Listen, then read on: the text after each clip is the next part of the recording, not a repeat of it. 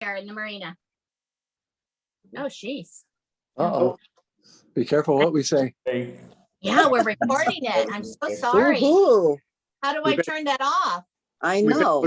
We better put Uh-oh, now I lost you. Oh You my guys God, now better I lost him. behave. So Where are they? several members asked if we could record it. They weren't able. Oh, okay. Zoom. I got it.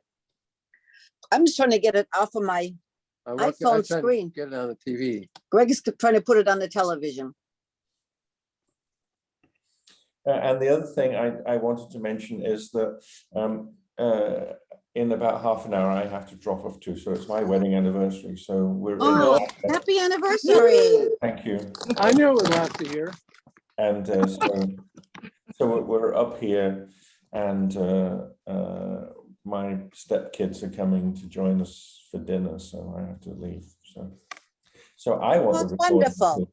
Yeah. Connie, Yes. my sister lived in Brazil for a good many number of years, and she lived in Sao Paulo. Oh. And they have something that if you run into any problems, you get yourself one. It's called a despachante. And that means in Brazilian, it means go between. They will take care of everything and anything you need. Yeah, this despachante actually worked for my brother-in-law, our brother-in-law's company. So we were able to make use of it. But yeah, if you run into any problems, ask the people that are getting married for their despachante, and they'll help you. Wonderful. Wonderful. Yeah, remember, this was like 40 years ago. It was our honeymoon when we went down there. Oh. I don't think much has changed, though. You basically, he's somebody you pay to wait in line or otherwise get things done for you. Fix it for you. Okay. And nowadays they do recommend that you go to the U.S. consulate, and so Yeah. we'll get those numbers with us and be prepared. Yeah. For anything. Yeah. Thank you. Thank you.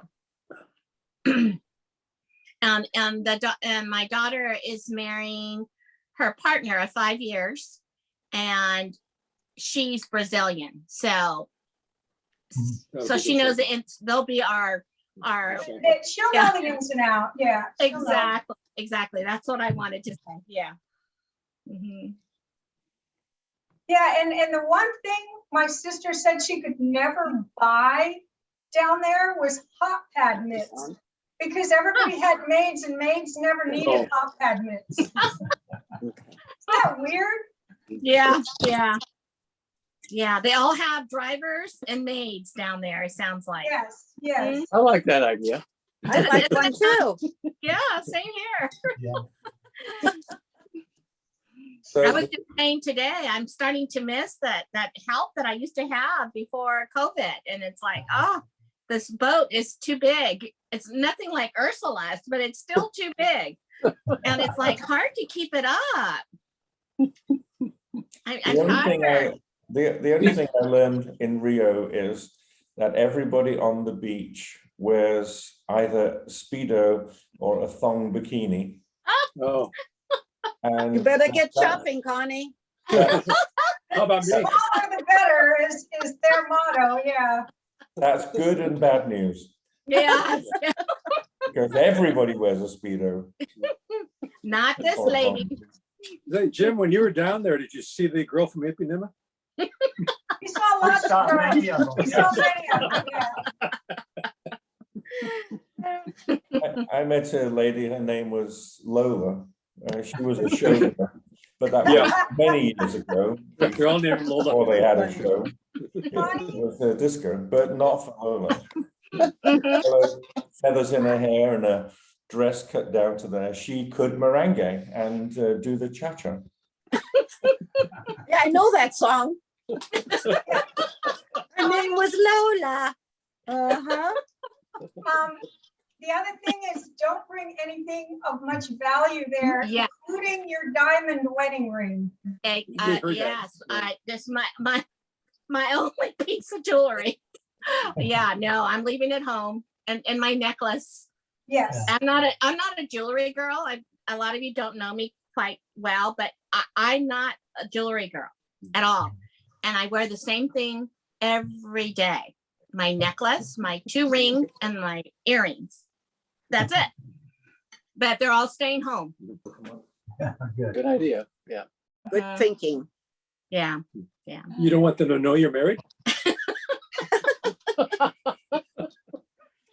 When the last time I was in Mexico was 2 years ago, and I left all my jewelry home. And one of my cousins was really cute. He came up to me and he says, Connie, you got to put a ring on. And he got my hand and he gave me this really cheap, just really cheap ring. And he put it on my finger.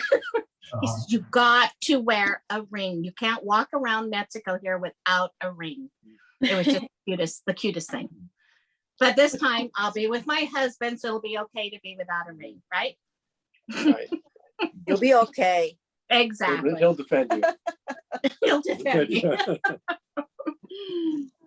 Hey, shout out to Faith and Murray and Ursula and Greg, our fellow anchoring out Yep. crew Yeah. on first night. And then we have Winston. It was great that you all could join us. That was awesome. It was really nice to meet you, Ursula and Greg and Yeah. Faith and Murray. Same here. It was a great idea. Yeah. Yeah. So everybody going to the St. Francis? I hope cruise out? so. Yes. Yeah. We're gonna miss it. We're gonna miss it. We were looking forward to doing that this year, but again, we have to quarantine, so Yeah. gotta stay home. We gotta make sure we pass that COVID test. Yes, for sure. Yeah. I haven't heard any updates on that. Have they approved all of us? And do we know yet? For the trip. I don't know. St. Francis? Oh, Haven't heard anything from Shannon, so. No. Okay. Yeah. All right. Hurry up and wait. We'll stay in limbo. Right. Right. Kevin, what time am I meant to start? Well, I was so we are not the most punctual of groups.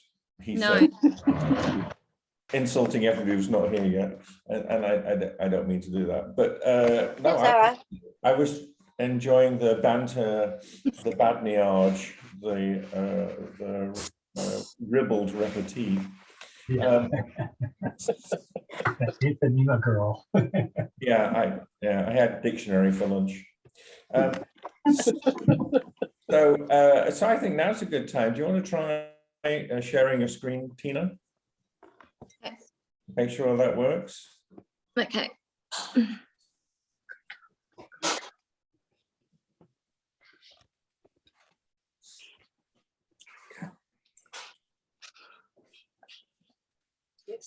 Yes. No, we'll wait till it loads up. yeah. So that's sharing my screen, is it? It's Yeah. yeah, That. the technology works. And then how do I stop sharing? See that red button in the top right hand corner? Oh yeah. Stop. There we go. Oh, so modern. Hey, Got it. look at that remote technical support from Napa. And Tina, I noticed that you had 7,000 emails waiting to be opened. Yeah.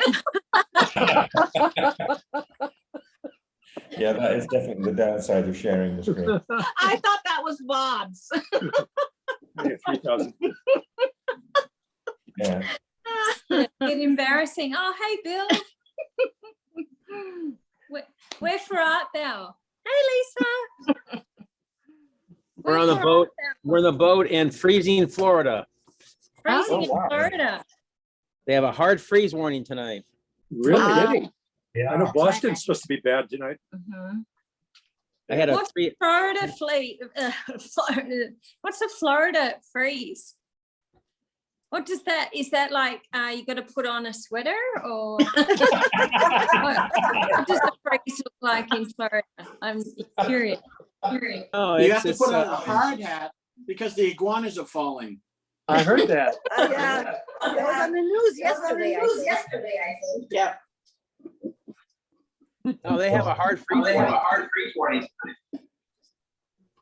Hard to believe. Okay, so what do you say we get? What do you say? What do you say you get the show on the road? Open with sound. Okay. We'll get our I'm sound. fine. Hey, Russell. Hey there, Bill, Lisa. So Hello? is any snow going to be down that far or is it all further in the northeast? We'll let you know. We're supposed to get down to 26 degrees Fahrenheit tonight. Ooh. Ice on the docks and the deck. Yes, yes, Be yes, careful yes. of that. Be careful of that. Frozen orange juice in the morning. Yeah. My car said 73 today here. So. Oh, wow. Nice. Who was that? Greg. So I wanted to say a huge thank you to Tina and Russell for doing this evening. Version 1 was just spectacular and enchanting and dramatic and exciting, and I just loved every minute of it. And so I'm really looking forward to seeing part 2 tomorrow, if it is only on Memorex, which is nobody remembers what Memorex is. Yeah. So without further ado, Tina and Russell. Hey guys, thank you. Thanks for having us back. It's that much harder on Zoom. Who wishes we could all be in person? It would be so much nicer. Speaking to faces. Well, I'm speaking of faces, but you know what I mean. Yeah. Anyway, thanks for tuning in. I'm gonna share my screen now because I'm so modern. Okay.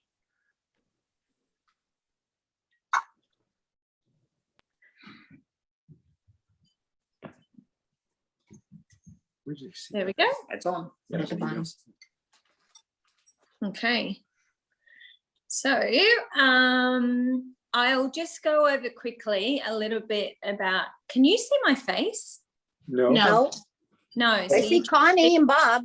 In the top right hand corner, there's a thing called View. And if you click on View and you say side by side speaker, you'll get the speaker side by side with whatever's being shared. I can only see my screen. I can't see. Maybe. That's okay. For Anyway. her. Oh, but maybe that's. Yeah. I can only show my screen. Okay. And are people we having questions on the way through? Yeah, definitely questions on the way through. I can't see if you've put your hand up or anything. Just Yell out. interrupt and Just yell yell out. out. Yep. Yeah. This is an interactive. Pretend we're in the same room having a drink. And it's an interactive thing. Pretend we're in the Mediterranean, babe. Yes. Okay, so a little bit of background. Russ and I left Sydney in March 2016. We flew to Paris and drove to La Rochelle, picked up a boat, sailed it down and into the Mediterranean, all the way to Turkey, back out through to Morocco, Canary Islands, across the Atlantic, up and down the East Coast and through the Panama Canal and all the way to San Francisco, arriving Christmas in 2020. And that took us on a 24,000 nautical journey to get here, and we're so thankful to be here. We love our community, adore our community. Actually, it means everything to us. So they're just all the ports that we went to, but today we are focusing on finishing up in the Med, and there was the promise of the crossing of the Atlantic Ocean. And guess what, guys? You can tune out now if you only tuned in to hear about the Atlantic crossing, but I have tried my hardest to get us out of the Mediterranean. And you'll see why. We haven't quite got there yet. So if you'll have me back and Russ back, we'll have to do the next stage later. Little bit about our family. So we have 2 daughters and 2 sons, but our youngest son, Hugo, went to heaven 7 years ago. Our eldest daughter, Brittany, she's in Germany. Ellie is in Sydney, and Tim is now 18 and he's with us, and soon not to be. We're soon to be empty nesters when he goes off to college. hopefully. So that's when we plan to move down onto Hugo again, which would be very exciting. This year's going to be great. This is how far we got last time. We made it from the start point all the way over to Turkey, through Greece, back through the Corinth Canal, and we made it as far as the Corinth Canal. And that's the purple dots, what I'd hoped to do this time. Great. So we'll see how far we go and how bored people get, if they get bored or, you know, whatever. Well, this is interactive, so if there's just too much detail, whatever, just say, hurry up, Tina, move along. It's meant to be entertaining, not where you're stuck in someone's slide night. So I hope you guys find it entertaining. Okay, so we find ourselves in Greece, and we have a Swiss family Andermatt on board. So Kirsten and Patrick and their two kids, and we've just made it through the Corinth Canal. And we've popped out into the Gulf of Patras, and we're heading over to the Ionian Islands. This is a super beautiful bridge that we pass through at sunrise. It's one of the world's longest multi-span cable-stayed bridges for all your engineers out there. It's also the world's longest fully suspended type bridge. And it was opened in August 2004, just in time for the Olympics. But hold that slide. So Yes. a fun fact about the bridge. So brand new bridge or reasonably new bridge, but there's still, if you see down on the bottom right, sorry, the top right, there's a ferry going back and forth. And you go, why is there a ferry going back and forth, even though there's a bridge? And Greece being Greece, they had to put a toll on the bridge. I think the bridge was paid for by the EU or somebody. And so all the locals kicked up a fuss. So they still run car ferries and fishing boats, things back and forth, the brand new bridge. Welcome to Greece. Sorry for anybody that has any Greek connections or relatives. Okay, so then we find ourselves in the Ionian Islands, and at this point I want to put in a little proviso. So something has happened to all my photos. I've actually lost all my photos from just before we hit the Corinth Canal all the way through to the other side of the Atlantic. I've lost them.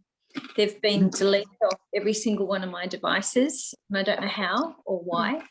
But so a lot of these photos are stock photos or from trolling my friends' Facebook pages, or just they're just not my photos, which makes me really sad. When that happens, we just blame Microsoft. Oh, really? Okay, we'll blame Microsoft. So we found ourselves in what we thought was, it's summer, it's peak time in the Med. But then we hit the Ionian Islands, and it was pretty crazy. So we're doing fore aft moorings, so Med style moorings, where you tie off back to the land, back to rocks or trees or whatever you can find. And you're basically slotting or squeezing yourself in. So what I've scribbled up in the top left-hand corner is really what it looked like. It didn't look like that stock photo. It didn't look like either of the photos. It was jam-packed, and you would squeeze your way in. Our friends nicknamed this Doodle Bay. So the reason being is that you try to avoid anchoring or tying up next to a German flagged boat, because generally they're all naked. And it just became really, really hard to avoid the nudity when you're this close to people. So we had this guy next to us to our right, and he kept checking his lines. Like he'd get up from sleeping position, this big heavy guy, and he would bend over and check the lines. And we were seeing the other side of him. So, yeah. Okay. And so the kids found that hilarious. But anyway, that's just So what happens. one of those here. fun facts, avoid the German flag Avoid boats German flag boats. and avoid anything that happens if Hugo raises the German flag. You can come on my boat. It has a German flag. It's okay. I'm not naked. Tina, what time of the year was this? Maybe, Ursula, maybe you could answer this. We've asked many Germans, so like, we don't know what that is. Do you think it's an East German thing? It has to be. I don't know any of my family or friends that live there that are that way at all. It has to be an East German thing. That's all I can think of. Yeah. Yeah. Are you kidding me? When I was in Greece, all the Germans were naked. It's ridiculous. That's what we've seen. Tina, what time of the year was this? So this is summer, so peak of summer.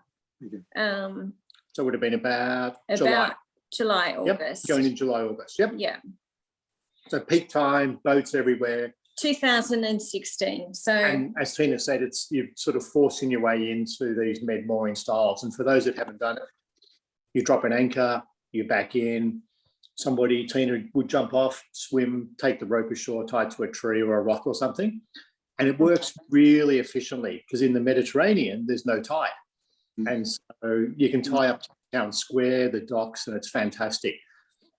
And then it becomes a spaghetti in the morning when everybody starts to lift their anchor and find that somebody's anchor's on top of somebody else's and all that. But it's generally good natured. yeah. So further north, between Lefkada Island and mainland Greece, there's a really tiny canal that goes through the marshes, and it is charter fleet central. I've never seen so many charter boats in one area. It's nuts, absolutely nuts. So fun fact, sorry to interrupt though, Yeah. but you've always got to spot the charter boats either when you're anchoring or whatever, and you can spot them either by, a sun sail or something or other, or just by the look and feel, because they'll never put enough chain out when they're anchoring, and it's not their boat. So it's like a rental car, a two-wheel drive rental car, four-wheel drive. And so, yes, just beware of charter boats. I know a lot of you have charter boats over there. We're not trying so that everyone's like that, but generally in our experience, we've found that the charterers are, yes, very much treating it like a rental car. So we pulled into the town there, and any town that we pull into, basically Russ goes to the chandlery and finds some more boat parts, and it was a great place to do that because of all the charter fleet. But then after that, we had to wait for a bridge at the end of the canal, and there happened to be a barge in that canal, and it just got narrower and narrower, and you've got this procession coming towards you in that top left-hand photo of boats. It doesn't look that crowded, but there really is a procession there. And right when we got to the narrowest part of the canal, one of them broke rank, and we almost had a head-on. Oh my God. With a charter boat.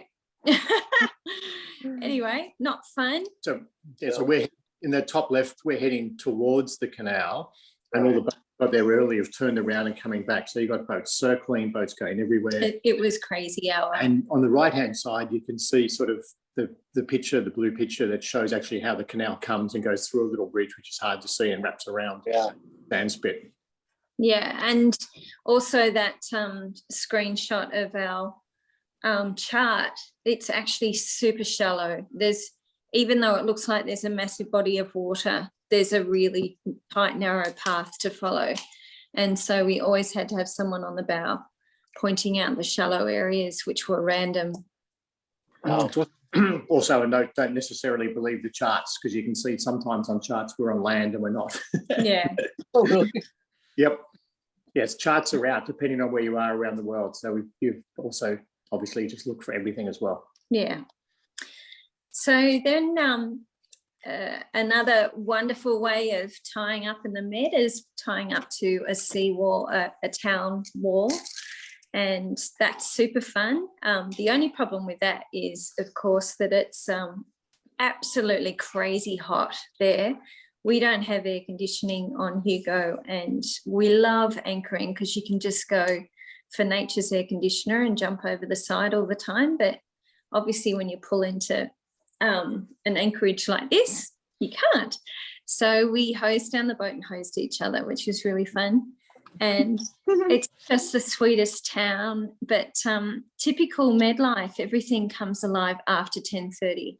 You see families out at 12:30, little kids, prams, you know, it just absolutely comes alive after 10:30, which is amazing. And Russ ordered fuel. So this is a Greek style fuel wharf. A truck showed up. So yeah, literally a truck drives up, fuel tank, right, yep, pump it in the middle of the town square. Yeah. And you can see on the photo on the top right, just how many boats are there. Like it's wall boat in the town square. And these are all people just like us that have dropped in for a night or 2 or 3, tied up. And of course, being Greece, another fun fact in Greece is that there will always be 2 people to come up and ask for money at the town square, and you've got to decide which one's the real one and which one's the dodgy one before you give money. Yeah. And that price for fuel, €1.10, is super cheap. It multiplies by 3 by the time we get to the Côte d'Azur, France.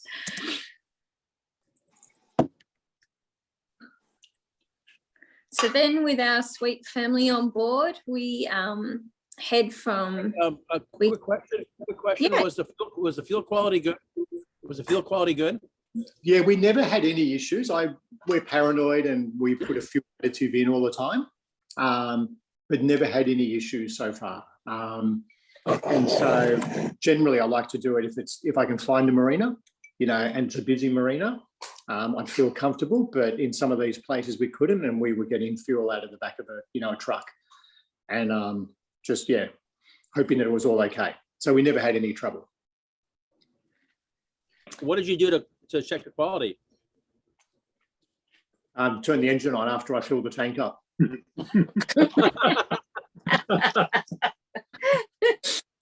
So it is a great question, because if you are filling a super tanker up, a super yacht, I should say, one of the big yachts, they will always take a fuel sample. They'll actually test it. Some of them will send it off somewhere to get, get tested before they take it.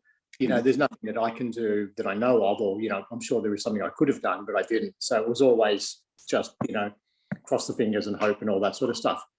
It's interesting in the fuel because the cheapest part in the Med to get fuel is Gibraltar. So everybody stops into Gibraltar on the way into the Med and out of the Med. And at the end of the season on AIS, you see all the super yachts heading to Gibraltar to fill up with cheap fuel because it's duty free, and then heading back to the destination. Got it. Okay, so we leave mainland Greece, that sweet little town Vatsa, and we head to the northern Ionian Islands, and then across the Ionian Sea, around the boot of Italy to mainland Italy. So this is beautiful Ionian Islands. So just north of Antipaxos is Corfu, and you can see the wonderful shot below. That is Emerald Bay. Crazy packed, absolutely packed. So that is my photo on the right-hand side. It was just really, really busy. And then we found this little anchorage to ourselves just around the corner with that beautiful rock formation behind. And we settled in for our afternoon and thought, awesome, we've got this place to ourselves. And then this giant block of flats moves in next to us, bottom left-hand corner, and then takes out every possible toy. Oh, God. And it turned out that whoever was chartering it had a birthday party, because we heard them up on deck singing happy birthday, and then they all piled out really drunk into all those toys that the crew poured out for them, and did jet skiing around our boat, like crazy dangerous stuff, like round and round. And one of them ran into the rocks. So that, Oh, wow. I guess, entertaining.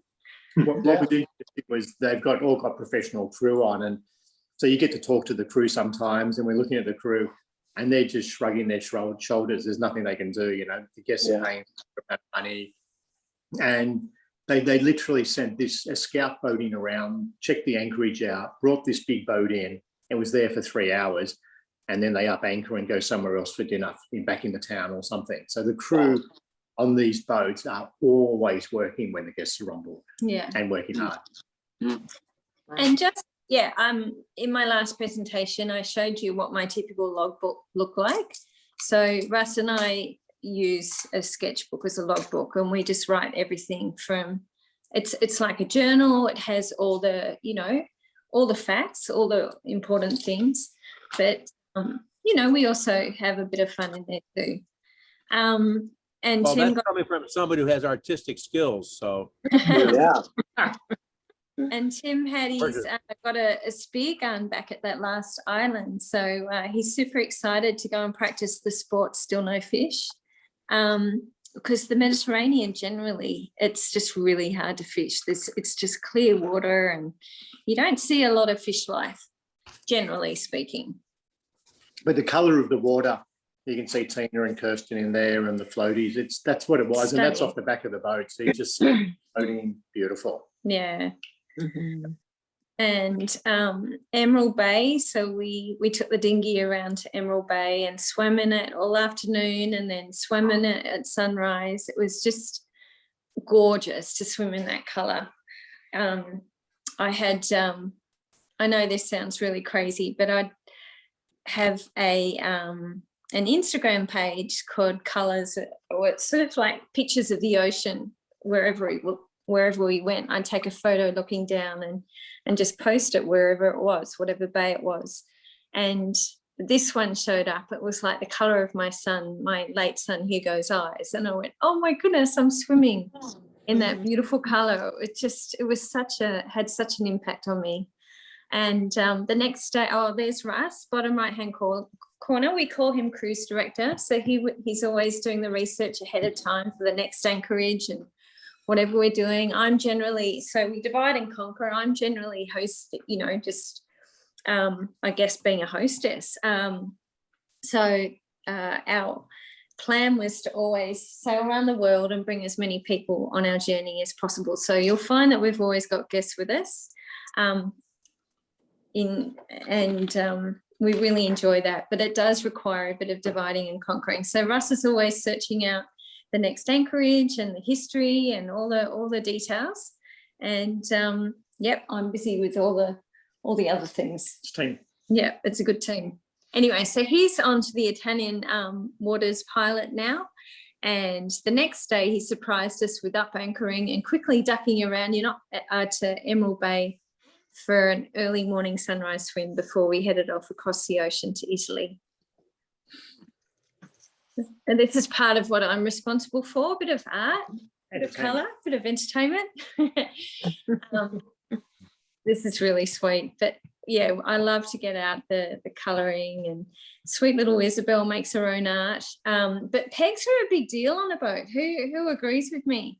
So I found the best pegs in Italy, and they're called Havana. So I bought, I don't know how many boxes, 20 boxes of them. I bought so many. They're those top right-hand corner ones. Isabel made sure her swimmers weren't going to go missing. But those pegs are actually the perfect size to fit around a lifeline. And they're really strong, and I haven't lost a single thing overboard in all those thousands of miles. So that's a really important fact. Another important fact is this family that's on board, the Kirsten, the mum, she is one of my best friends. She was my interior design partner back in Australia. And so she actually bought clothes for her family for this trip to match the boat. So that's the boys dressed matching my boat. Isn't that hilarious? Grey and yellow. And Yeah. of course the pegs have to be matching as well. Yeah. And so this is our trip from Greece to Italy, around the boot of Italy. There's always a tradition on our boat of the flag changing ceremony. It's generally found, generally with men, shirtless men. That's been the tradition up until it got cold. Yeah, and it was just stunning. We had flat water. We were going as fast as the breeze, and just beautiful, you know, kids doing their watches. And getting into the swing of things, and Kirsten just being amazing with food. And sadly, just at the boot of Italy, we discovered that our main sail had rips the whole way up it. Yeah, what was the problem? The What do you call it? ties for the sailbag had caused some tears in the sail. So I think I spent a couple of hours going up there and patching the sails and all that with sticky back and all that sort of thing. Right. What I think, if you go back one, babe, we went through, so if you can see in the top left, we went around the bottom of the boot of Italy, then up through the Straits of Messina. And I think we talked about going through Messina last time, but we did a nighttime through there, and you're in a really narrow strait with boats just everywhere, because it is such a busy little strait, obviously, going back and forth, and so north and south and east and west and everything. So I had Patrick on watch with me, and he was just like awestruck with how busy it was at night time on the ocean, or, you know, going through that strait. It was pretty intense. Mainland Italy, we dropped anchor just off to the right of this town, and just really enjoyed its delightful water and colour and vibrancy. Isn't it beautiful? Aren't those umbrellas gorgeous on the beach? And the colour of the water again is just so tempting, and goodness, I want to go. It's beautiful. Sorry, what was that question? This is just gorgeous. Yeah. Yep. And it's just gorgeous town, and of course, equally as gorgeous as the beaches is the town square. You know, and you go to the town square, and everybody's having pizza or Aperol Spritz or whatever, and you know, being Italy, everybody's, you know, Aperol Spritzer.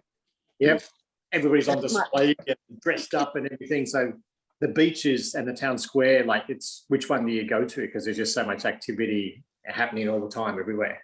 Mm-hmm. It's beautiful. And finally, we come back into some Italian provisioning. We really struggled in Greece, whether it's just the seaside towns and the limit, it just felt so limited. The minute we got into Italy, it was just back on food, crazy food, amazing stuff. So it's just a delight to provision there. It really is. And you got to love the parking. Do you like the parking in the bottom left-hand corner? Can you imagine how many more cars you'd fit if everyone did that? You got small cars, small spots. Yeah.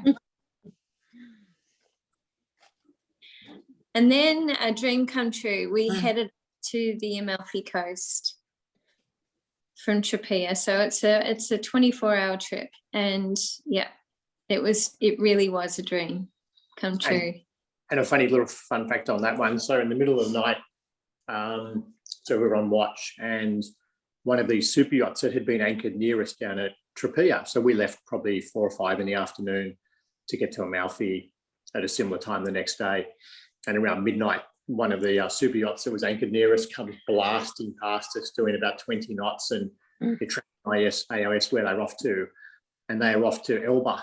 And then, so they went to Elba for lunch, and then the next day they got to Amalfi at the same time we did. Oh, wow. So they've left.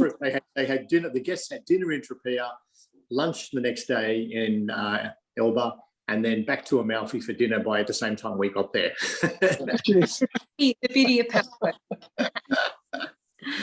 So there are places where we thought, well, wouldn't it be good to, we didn't often think this because we love to anchor out. We're very self-sufficient on Hugo with a wind generator, solar power. You know, we have we have a generator, and we make our own water. So the need to come into a marina is really not needed. And it's actually harder for us to park a boat in a marina, being the catamaran extra wide, just hard to get in generally. So we mostly anchored out everywhere we went, apart from those occasional pulling into a town centre on the wall there. we were anchoring out. But there were areas that we thought, you know what, let's try to get in the marina so that we can go off to explore properly, because sometimes it's not great to leave your boat at anchorage by itself. So Amalfi was one of those, and you just try calling and calling, but, you know, again, they just don't respond when they find out that you've got a catamaran. We found in the Mediterranean, in this section of the Mediterranean, we were too small to come into a marina because they catered for all the super yachts, or we were too big, but mostly we were too small, which is really fascinating. So we anchored out here, but anchoring out has that wonderful, you know, you can swim, which is amazing. So there's nothing like jumping into your new anchorage. So we only stayed a night in Amalfi, and then we took the most beautiful coastal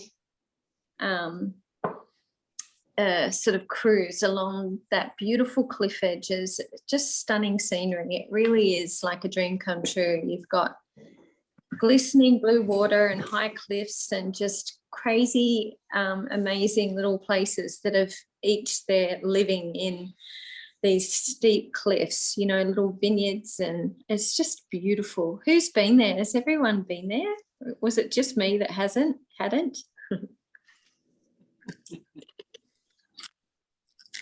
So that was around to Positano. Yeah, Carol and I have been there. It's lovely. And Carol's book had a bunch of stuff about Amalfi. There's stories. Lovely area. Yeah, Amazing. beautiful.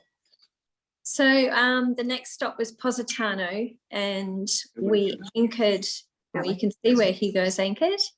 And Positano's hilarious. There is a mooring field. I have no idea how much they would have charged us to use those moorings, but we anchored just next to it, which is fine.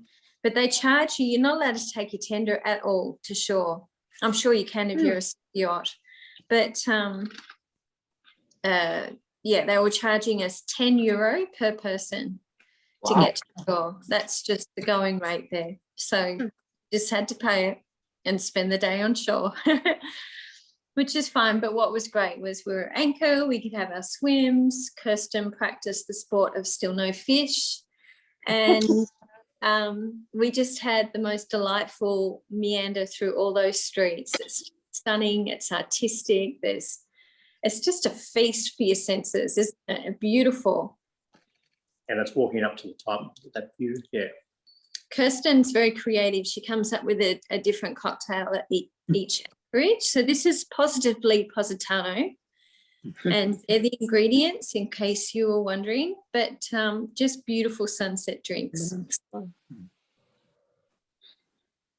The next day we made our way to Capri, which was beautiful. So super hot day, gorgeous, no wind, so we're motoring along, meandering our way through it all. That photo that I have looking down, that's showing a busy anchorage. It was busier. It was far more busy than that. It was crazy. There were super yachts all around us with their slides out, and it was insane. So we anchored in an area that was probably a bit too deep. So we weren't, you know, it wasn't a great anchorage. So we stayed there for lunch. It was 27.4 degrees in the water. So that's 81 degrees Fahrenheit. Who wants to swim in 81? Beautiful. So there's nothing really refreshing going on except that bottle of champagne.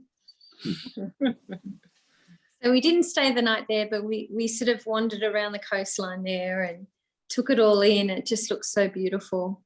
Capri being that, you know, the destination that everybody wants to go to, and the super yachts, it was just crazy. There's a beautiful grotto on the north side. We couldn't even get into that because it was just too busy, too many super yachts. Wow. Too many boats everywhere. So it's it's beautiful to be there at this time, but peak season, it's crazy with boats everywhere. And, you know, a lot of day trippers, a lot of people not putting out anchors properly and drifting everywhere and all that sort of thing. And, you know, I'll back up a bit.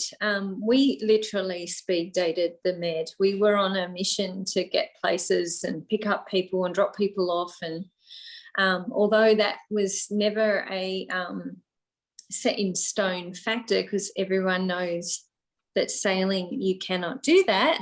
You have to be governed by the weather. We did have a rough outline of where we were sort of going to pick people up from and where we were dropping them off, and we had a time frame of getting out the Med because we were going on this Atlantic, crossing the ARC. So with friends, we would tell them to fly into a major airport like Rome or somewhere sort of close to where we thought we'd be, and then closer to the time we could firm up where we would be, and they could easily catch a ferry. And the Mediterranean worked really well like that. The Caribbean didn't. So we had guest after guest, back-to-back guests throughout the Mediterranean. But once we got to the Caribbean, it was a lot harder to pick up guests. And so we had a bit more time by ourselves there. So after Capri, we headed on over to beautiful Isola di Ischia. In the Stunning. Mediterranean. I mean, sorry, in the Caribbean. Pardon? What made it hard to meet up with guests in the Caribbean? So most, if not, well, yeah, 99% of our guests came from Australia. And it's very expensive to sit around. Like, how do you, it's really hard just to fly between the islands, and in the Med, you've got ferries running constantly between the islands. It's far cheaper. It's just it's just easier in general. What it was, Bill, was in the Med, we could say fly to Athens and then, or as Rome or somewhere like Tina said, and then say, all right, catch such and such a ferry and we'll pick you up at such and such an island. And that was fine. So we could be flexible when we needed to be for weather, because remember, we're showing all these beautiful photos, but then as we're about to explain, you get these massive Meltinis and other storms coming through, and they can be up to 2 weeks. I mean, remember, got trapped in the last presentation, we talked, I think we got stuck in a bay in Turkey for 10 days. So, whereas in the Caribbean belt, when we had people coming from Australia and they might book in to fly to Martinique, we might not be there yet. We might be a week or two away because of the weather or something. So it's harder just to coordinate diaries, I guess, was the main thing, or, calendars. Yeah. We experienced the same thing when we were in the Greek islands. We agree with you completely there. We just don't have any experience in the Caribbean. So that's why I was trying to figure out.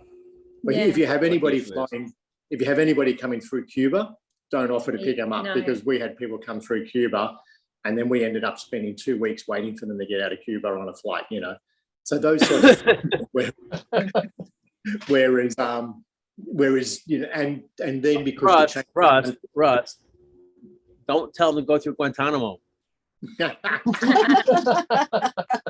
We did sell past there, but that's in part 3. Yes, flights are cheaper, but as you said, it takes a while to get out. It does take a while to get out. So yeah, and you've also got all the different countries, and so whether people have their visas and all those sorts of things, so it just became harder. And whereas you've got the EU, a lot easier to travel. Okay, thank you. So this is Ischia. It is again, it was crazy busy. Quite like that top right-hand corner photo. So we were off there to the left. Yep. So bittersweet. We said goodbyes to Kirsten and Patrick and the kids, who flew back to Switzerland. Always a sad moment for us, being so far from family and friends. When you have them, it's just such precious time, and we just loved our time with them. They were on board for over 3 weeks. Yeah. And just like that, we made a new friend. So don't you love the boating life? You collect friends on boats. So the one in the middle is a catamaran. It's got mauve metallic hulls. And this sweet couple, Sarah and Neil, were on board, and we made friends with them, and we hooked up with them throughout all of our places. We ended up going to their wedding in Bahamas. 2 years ago, and they are currently in the middle of the Pacific heading towards, They're in the Galapagos. oh, they're in the They got Galapagos the now. Galapagos on Yeah. Wednesday. Yep. But I love the friends that you collect. It's so interesting. It's fascinating. So anyway, that was the start of a lovely friendship there. And bottom left-hand corner is my clothesline. Those sheets can dry in 5 minutes out the front there. It's pretty good. Beautiful view. And yes, in the middle of the right-hand side of the page, the forecast is just not looking great to get over to Sardinia. We've got this whopping great Meltemi blasting down through that ocean there, through that sea. So we have a bit of a weight on our hands. So we're currently sort of changing plans a bit, because we were picking up friends in Sardinia and meeting other friends there as well.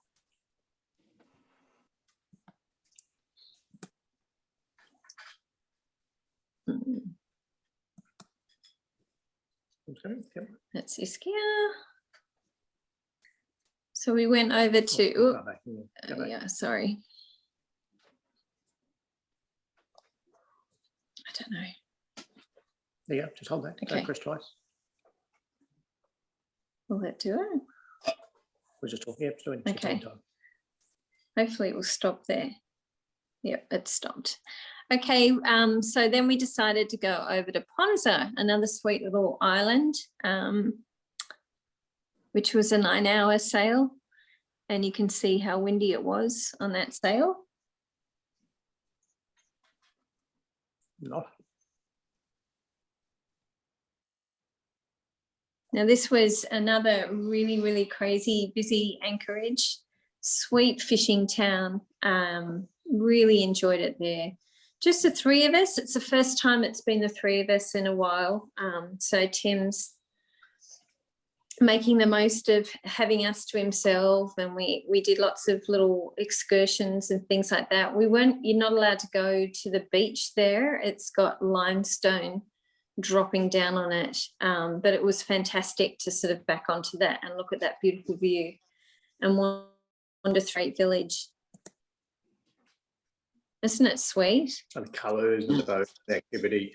Yeah, it's beautiful. It's really Yeah, it was just sweet family time. You know, we watched the Matrix trilogy, got turned the dining room into a day bed, and you know, just had really sweet time together. Tim swam over to a boat that had some cute girls on it and made friends.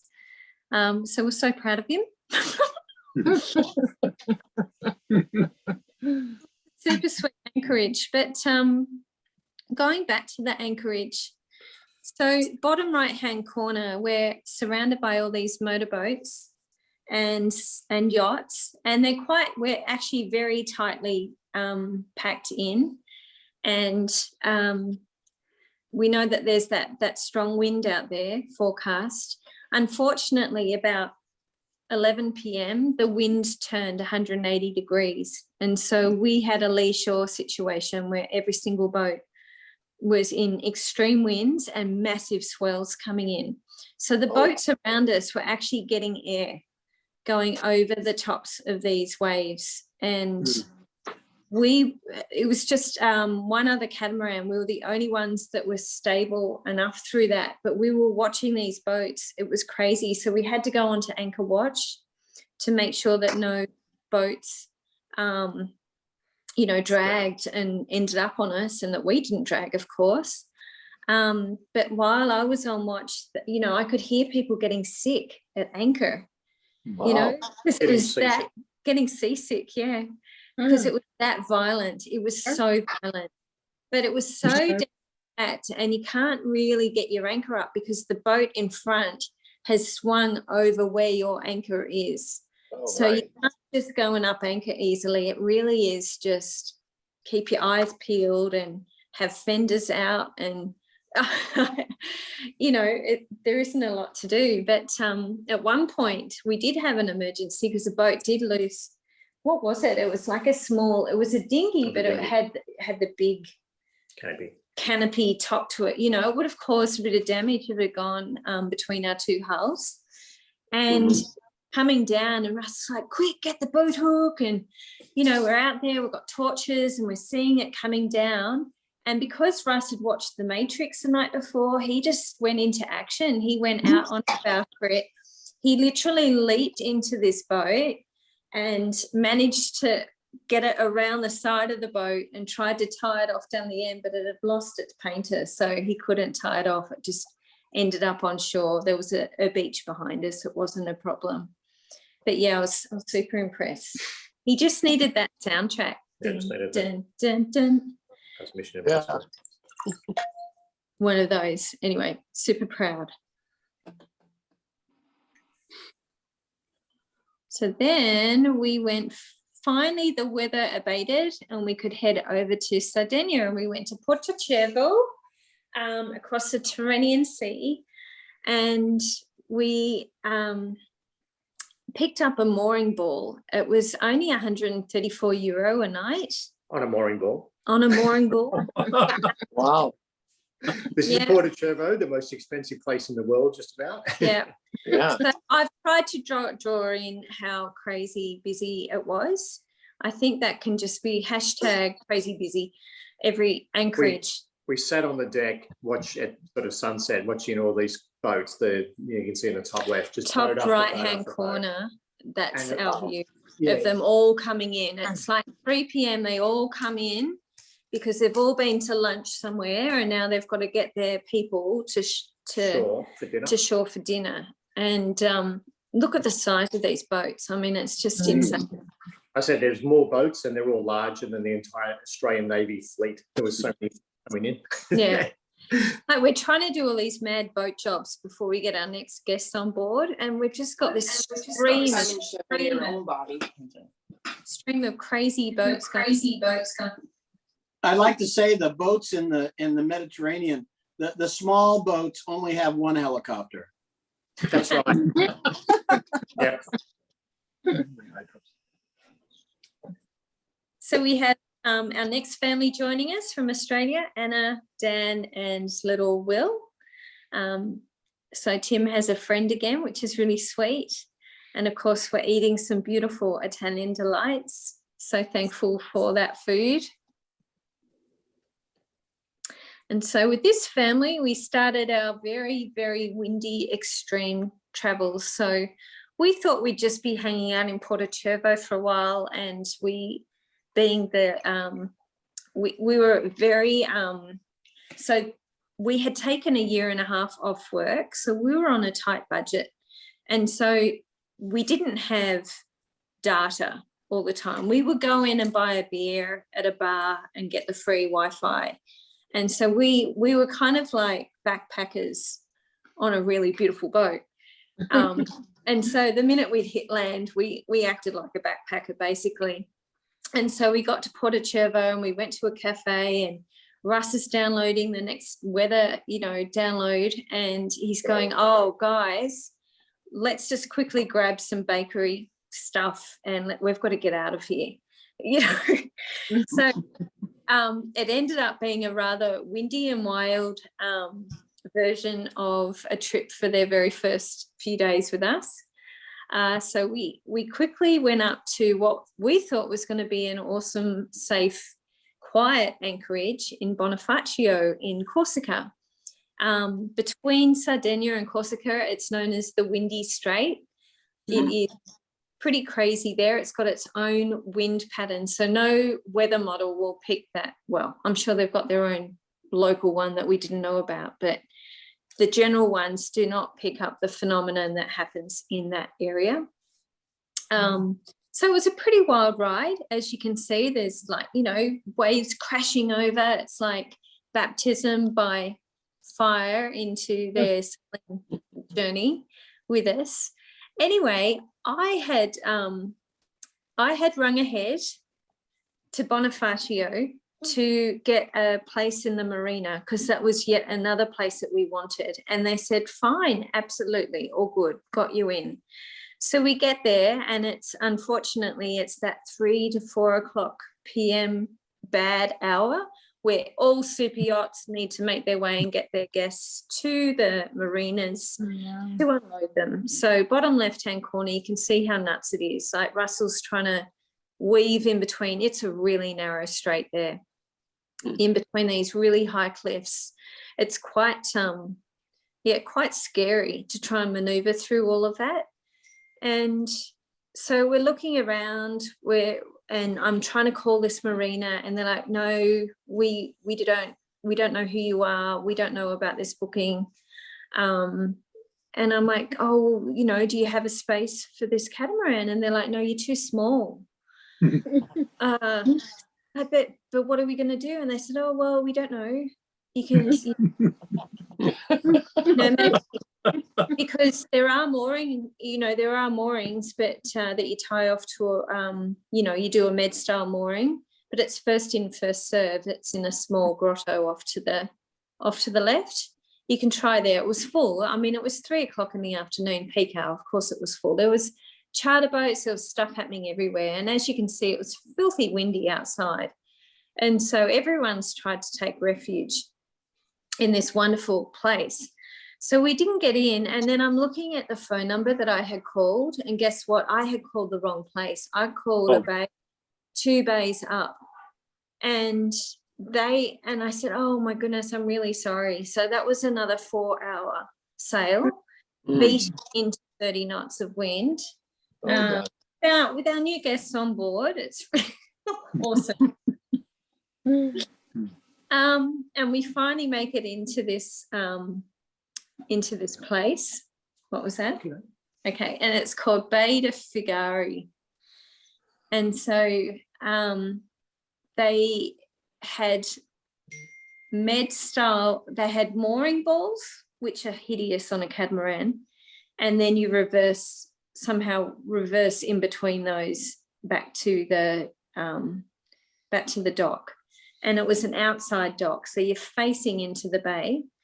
And at some point, it took us how long? 2 hours. Yep. With the help of their staff trying to get us tied off to one of those mooring balls and secure. And by then the wind had kicked in, and we couldn't even get the boat close to the dock, so we couldn't even get off. And so then we got, so Corsica has a flag of a pirate. So then we had pirate pizza, where they charged us something like €100 for 2 pizzas delivered to our boat. Crazy. And then we got charged for the 2 nights of being in this hideous marina, €640, because they charged us for our square footage from the front of our bowsprit. Oh my They God. measured us and they charged us square footage, and I was like in tears. I'm like, I'm not a super yacht. And I guess you are. This is just square footage. So we paid more than 2 54-foot monohull yachts if they were side by side. Like I could have put 2 monohull yachts in the same space, and we had more. Right. It was French. It was a French being the French, and Tina was in tears, and we had to get out of there. Yeah. But the nice thing is that our guests are so super sweet, and they're just great champions. They were like, yep, not a problem. I'll just order pizza. That's fine. No worries. We'll check the lines. You know, they're just so helpful. They're not boaty. They weren't really familiar with, but they were just great. I mean, that was just a really rough start. This part of the bottom, the top of, the bottom of Corsica, there's not a lot of anchorage around the mainland that's sheltered. So you're going into these, Bonifacio, as Tina's just pulled up now, right, which is absolutely gorgeous, or some of the islands, but you've got really strong winds outside. So 2 days of that, and we came around into Bonifacio. We headed there really early in the morning so that we could get a good spot. As you can you see where Hugo's parked? In the middle. In the middle of the screen, up that little place. So I see, yeah. you pick up one of those mooring lines, and then you tie off to the rocks behind. And our good sports guest turned crew, and they happily jumped in the water and tied us off, which was really sweet.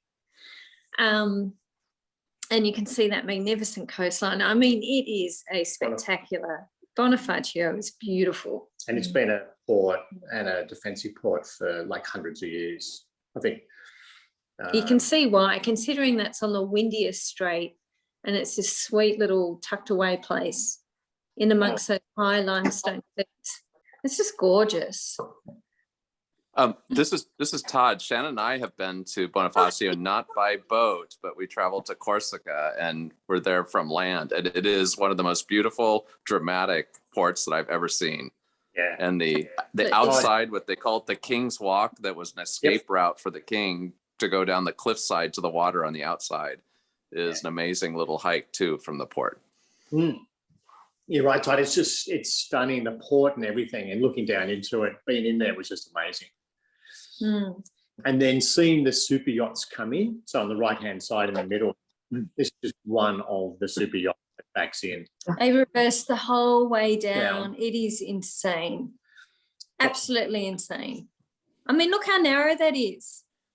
And so you get the The super size of yachts. that thing. Go back to that one there. Okay, you get the super Which one? yachts down the bottom on the right-hand side in the middle. You know, they've backed all the way down this, you know, it's just crazy. And then you watch these guys drop anchor, tie up to the town jetty. But it's very interesting. So generally the owners of the super yachts will sit on the back smoking a cigar with a whiskey or cognac or something as they pull in.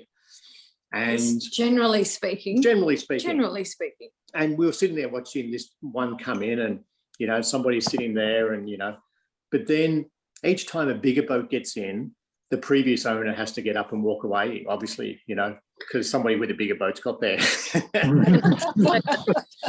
There was paparazzi everywhere on that dock. There was, It was nuts. Yes. So we went out.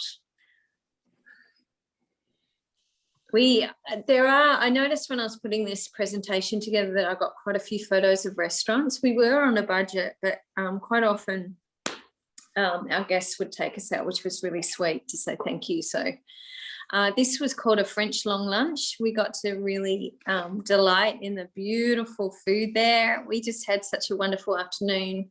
And Russ did find the West Marine of France. So when we were setting up our boat, there was a place called Big Ship, and we spent more than enough boat units there. And then he found another big ship here. Yeah, pretty happy. Yeah, super happy.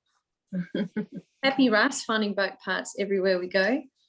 And I love all this gorgeous food around us. And what's the kids' menu across the world? It's like this standard fare, pasta with butter. So cute. But look at in the right-hand side, you just come across musicians in alleyways, and the beautiful alleyways. Todd, Shannon, you guys, you know, it's everybody that's been there, it's so gorgeous. Oh, it's stunning. After Bonifacio, we left to go to the Lavezzi Islands. We just as a lunch spot. It was going to be too windy to stay there, but again, just, you know, nature's artwork in the form of rocks, and a bit hard to anchor. We found it a bit hard to anchor. All those boats look like they're floating in sand. We didn't find that spot. We were somewhere else, and it was a bit like where that person's swimming down the bottom, and you have to try and find a place that opens up that looks a bit like sand to drop your anchor. And so there's a fair bit of trial and error, because otherwise you're on weed and it doesn't hold as well. But anyway, that was fun. And then we went to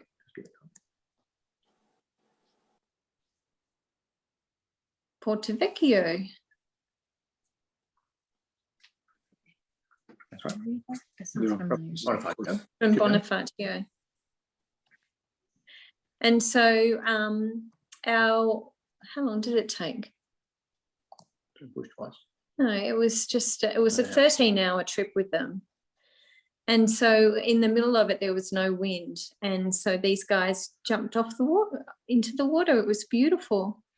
So sweet little Will had his 7th birthday on board, and he got given a Nemo and a puzzle, and we all had celebrations. So it was really sweet. Everyone looking for wind, jumping in, feeling free.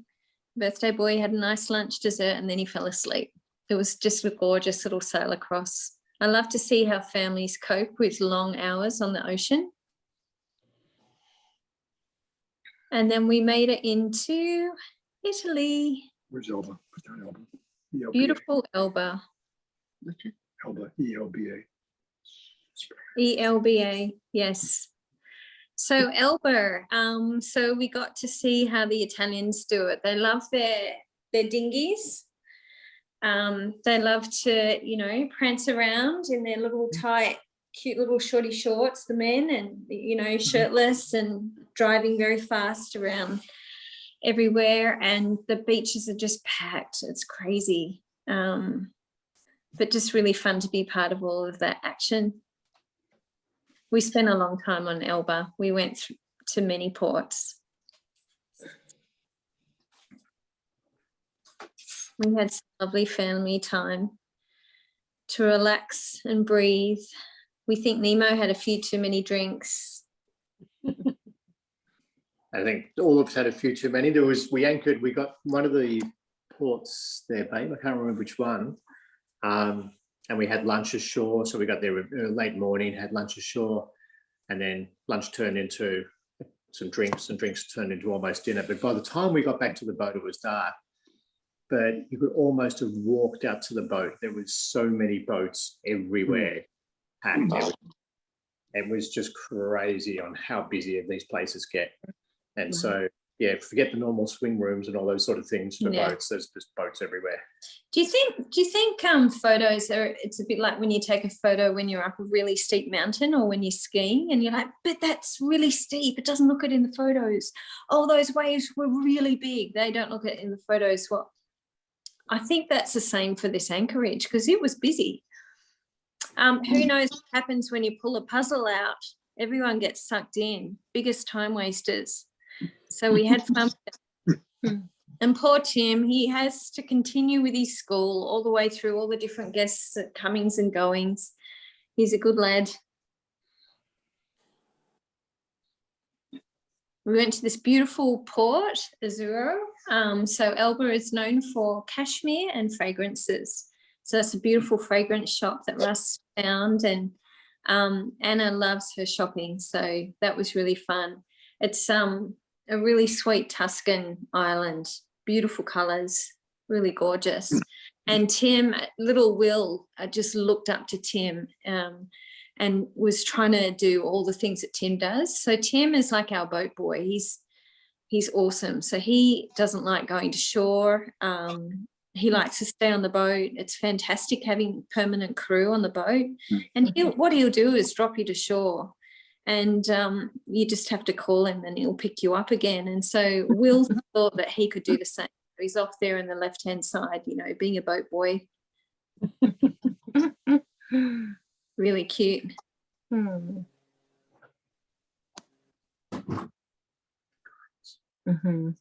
was trying to work out what I've written down here. Oh, here we go. Okay, so this is what we look like when we come ashore. So we're typical boat tourists. We arrive on shore and we dump one bag of trash. We take a photo of the tourist map. I have a bag that carries everyone's electronics. We find the nearest bar or cafe and get free Wi-Fi so that we can download all the data and do Instagram. For those that join late, these photos are all taken from whenever I did Instagram. I've lost all my photos. So these photos I literally have had to like take a screenshot from Instagram. They're all missing, which is really sad. I forget what sorry. What does that say?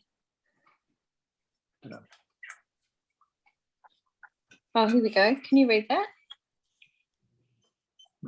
Yeah, I don't have my glasses on. Oh, that. Oh, here we go. We've finally worked out how to fit in with summer holidaying Italians. You spend all day baking in the sun. Any available rock near the water will do. Don't even require a beach. 2, you have a siesta. 3, at 4 p.m, gather at the local gelatissimo with everyone else and queue for gelato. At 5:30 p.m, find the nearest outdoor cafe bar and order an Aperol Spritz and eat some focaccia and potato chip nibbles. And at 9:30 p.m., head out to dinner with everyone else at the same time and queue. We are still on Sydney stomach time, and we had no issues with crowds at 7:30 p.m.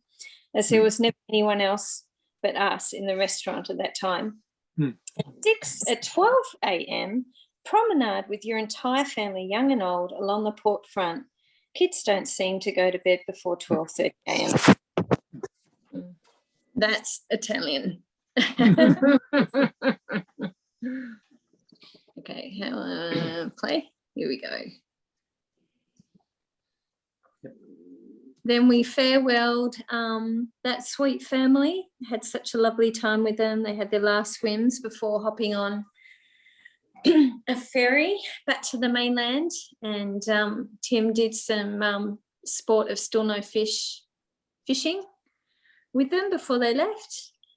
And then it was the three of us again. So when guests leave, it's time for me to go and do a provision, do all the laundry. Tim and Russ cleaned the underside of the hulls, and we did random boat jobs, but then managed to finish all that in time for a beautiful sunset and rosé. Then the three of us did an 80 nautical mile sail over to the mainland. There was no wind out there, so it was another great opportunity with no guests on board to polish the stainless steel, clean the hatches, and scrub and clean and oil the teak. Fun, fun, fun. We had a mid-ocean call-up. We were outside.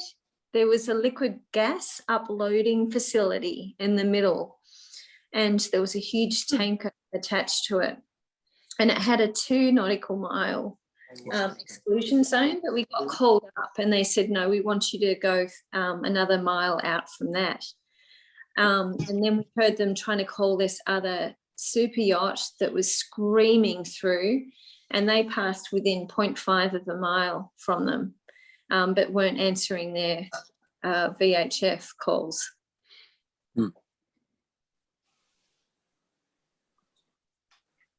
Then we arrived in beautiful La Gracie, the Ligurian coast, there to pick up our next guests, Pip and Andrew. It's beautiful. So we're anchored in a bay, and we thought it would be really peaceful because it was until 10:30, and that's when a talent quest started. And that went through to about 2 in the morning. Yeah, that was really fun. And then the next night we thought we'd anchor somewhere else, and we anchored near a bell tower. And at 5 a.m, the bells rang every 15 minutes. So that's a peaceful night. Good start. So then we hit this crazy beautiful coastline, Cinque Terre. Who has been to Cinque Terre? Not yet. It's a must. If you haven't been, you've got to go. It's just so beautiful. We've been there several times. We love Cinque Terre. It's a beautiful area. Yeah. 5 villages built on the craziest steep piece of geography ever. And if anyone has anyone walked between the villages and gone up and down those stairs? Yes, we have. Yeah. Yes, we walked from all of the different villages from the east side to the west side, and we were staying on the west side. Oh, how incredible. How incredible. That's amazing. That's amazing. Well, it's pretty hard to find it. I think someone's. Somebody just jump on mute. Oh. Okay, go. All good? Yep. Okay. It was hard to anchor along that coastline. You can see that it will get deep very quickly. So basically we anchored at one end and then we anchored at the other end. And the boys went for a good hike between the two of the towns. It's just beautiful. It's amazing how they eke a living out of that steep hillside, somehow terracing and and making the most of it. And we certainly made the most of it. We ate beautifully there. Oh my goodness, had the most incredible risotto with this sort of flaming bread on top and beautiful wines, local wines, just stunning.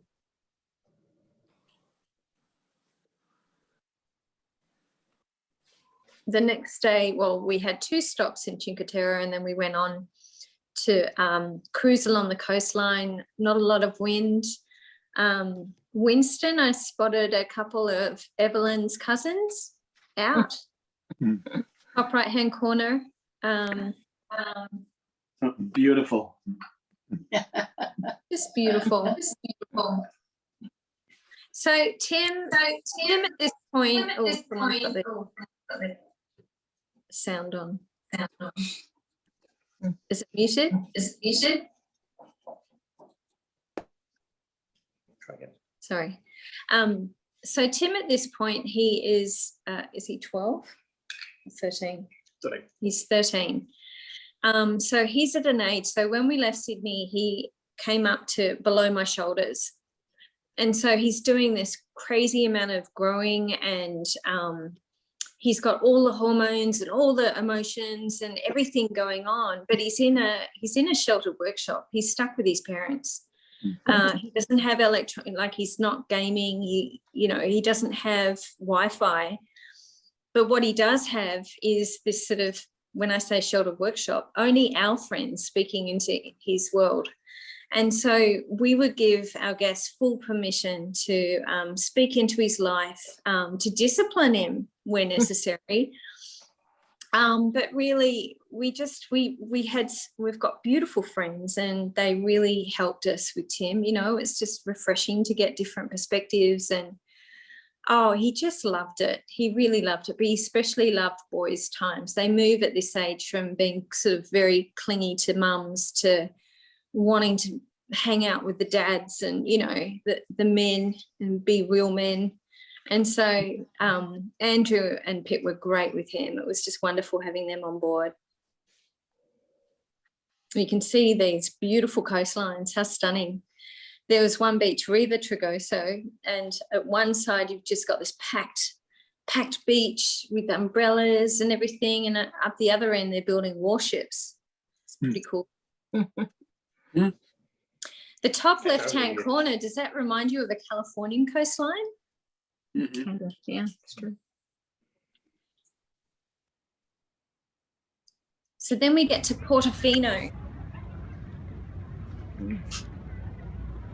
Who's been to Portofino?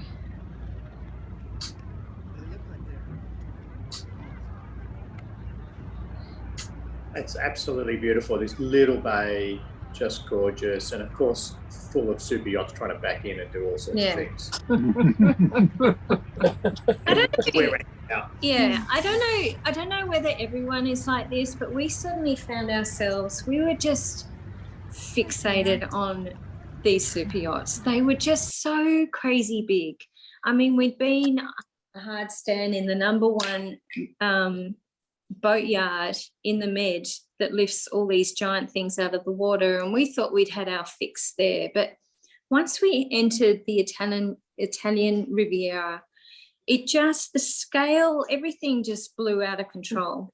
And we came across this boat called Le Grand Bleu. Now, it's not the most classy looking boat, but we ended up meeting an ex-crew member further on down the track, and he told me what it was like to work on this boat. So it was owned by a Russian. We're talking about the boat in the top right-hand corner. And so on board, you had 5 engineers, 3 chefs, 2 people in charge of laundry. You had 10 hostesses and 10 deckhands. You had 1 bosun and 1 captain, 4 officer watchers. You had 2 helicopter pilots and 1 masseuse. 3 nannies. 3 nannies, 1 for each kid. 1 for each child, and you had 6 Gurkhas as security. Now, on board, as toys on board, I think you can probably spot the 67-foot Sunseeker motor yacht. They also had a 72-foot Dubois. Am I saying that right? Dubois sailing yacht, which isn't on board at this particular time. A 72-foot boat. Goodness. So they had two 12-meter high-speed boats. I can't read that. One goldfish tender that went 57 knots. They had a crew jet tender. They had 2 jet tenders for the beach equipment. They had a landing craft and a beach buggy. And on board, they had an aquarium that ran 2-story with a glass bottom in the middle where the elevator was. Like Bill and Lisa, you probably need something like that. So Tina, we're loving this. We're enjoying it. I know we're running in now. We're actually cooking a pasta dinner with homemade pasta sauce that I made. So as we're watching this trip to Italy, so it's pretty spectacular. I love that. Yeah, the other little comment, we remember having a boat, and it's a long story, but the short of it was this 70-foot sailboat on the transom said the name of the boat was the Mariposa, tender to the mean machine. This 70-foot sailboat was a tender. So we've seen this. This is just amazing.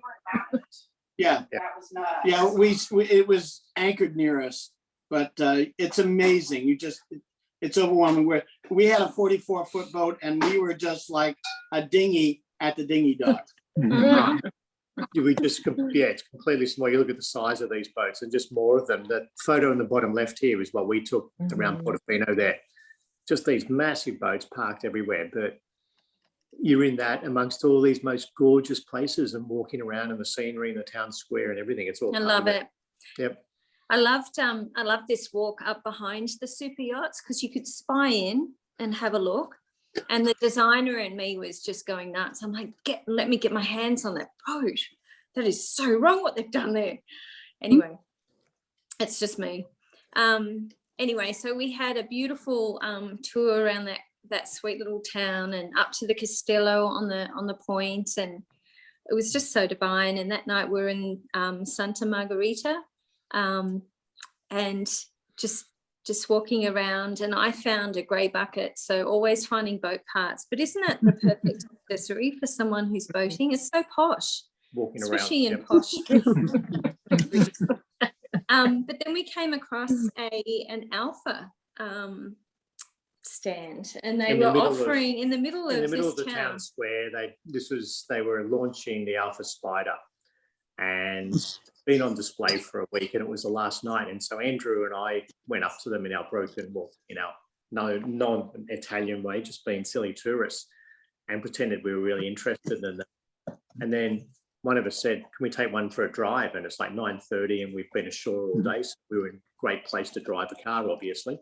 And they said, "Yeah, sure." So Andrew got in one car and I got in another, and we got to spin around the streets of Portofino and up in the mountains for an hour super cool in a brand new Alpha Spider, which was a lot of fun. Wow. You don't ask. You don't ask, you don't get. That's right. So Pip and I would always have a whole lot of fun provisioning for the boat, and obviously Italy being a dream come true. So our journey after Santa Margherita and Portofino was over to Varazze, past Genoa. So you're going through that whole area, and then along the coastline all the way to Monaco. Just after Portofino, we didn't know this, and this is what our cruise director, Russell White, would do quite often. He would surprise us. He always liked to surprise us. And he'd like, "Oh, hang on, we're going to just pull in here. It's 10:30 in the morning. We're just going to pull in and we're going to have a swim at this place. You can pick up a mooring ball. It's fine. But you'll need your goggles and snorkel for this one." And we're like, "Oh, okay, sure." And so what are we looking for? And so we all jumped in and we're looking, and we found Jesus. So it's Christ of the Abyss in San Frutosa. It's 33 meters deep, like but crystal clear water, and a 4-meter high statue of Jesus underneath. It's just incredible. Super fun. But we managed to hit there just before all the tourist boats. You can imagine that bay gets awfully crowded. very quickly. The random things you can find in the Random Yep. things. And then we had a beautiful, beautiful sail along the coast past Genoa. The boys enjoyed fixing, well, this is Winston's quote actually, boats equals fixing things in exotic places. So always fixing things, but you know, the joy in that. Sferrazza, so another excuse to go to shore, to the markets, fresh food markets. The beaches, hilarious. So you've got those beaches where you pay anywhere between €12 and €20 to go and use the umbrella and set yourself up for the day. Or you've got the free beaches, which it's not a great photo, I'm sorry. But the free beaches are just so full of life and character. I much prefer them. Anyway, can anyone explain why we found this often, and I don't know why. So you've got these flat facaded buildings and they've painted the detail on. So there's no relief in that detail. It is not 3D, it is painted on. Can someone tell me why? Cheap, saving money. Anyway, we really enjoyed. Actually, I can talk to you about that later, but it has a lot to do with, it was called something Loyal. So it was a part of either, you know, there was really bright painting on the walls on all of the buildings along the Mediterranean so that the sailors would not run into the coasts. But it was also in that particular area of Liguria where you are, is where they started doing this trompe l'oeil, and I'm not pronouncing that correctly. It was kind of like it was a trick of the eye. And it looks like these were prepared to do that, or they had been that. Looks like what that is right there. Yeah. So it's, but it was a very, so I was there for a culinary tour, and it was all about finding the best traditional foods along that particular area. And I spent about a week and a half there in that particular area, just checking out their foods and wines and olive oils. Beautiful. I mean, that makes it stunning. Got the food's ready. Pretty close, Sandy. Then we're tracking further along the coast. This is a beautiful cape, Capo di Noli. I'm sure I'm not saying any of these correctly. We discovered the game Sequence. So I know a few of you are big fans of that game, but Pip and Andrew brought it on board for us. So we had some fantastic downtime with them. We had beautiful swims in the morning to shore and a hike up to the nearest point. That's the most beautiful thing about these coastlines, isn't it? We love to just get to the highest point quickly, to be able to look back and just see where we're at. So beautiful sunsets and sunrises and hikes, and just feeling so, you know, you just feel so healthy on a boat with all that swimming and fresh air. It's such a great way of life. Further along the coast now, Diano Marino. So what we would do to save money, we cook our main meals on board, but we go in for a gelato or Aperol spritz in the afternoon or evening, to explore the towns that we would visit, and our boat boy would drive us in, which is fantastic. So his call sign was SpongeBob. And we had something called talkie-walkie, not walkie-talkies, but talkie-walkies, what the French called them when we bought them in France. Oh, you mean talkie-walkies? Okay. So this particular one, we had anchored a long way out from the town. And Tim took us in and we did our usual wanderings until well after dark. And lo and behold, the radio, something got lost. I don't know whether it was the radio went dead or something, or Tim didn't turn his on. So we're calling and calling. And so our fail-safe plan of our crew coming and getting us didn't work. And so I stripped off and swam out. By then the wind had really picked up, and the jellyfish had also picked up. So really, it left me feeling very alive afterwards. That swim, that's for sure. That's not how I would have described you. Yeah, there's a few red spots all over me. So in the meds, there isn't a lot to be worried about, and you can see these jellyfish. They're kind of pinky purple, and probably, you know, they're not that big, but you can kind of see them, and you can kind of swim around them if they are there, because it's such clear water. But they do pack a bit of a punch if you come in contact with them.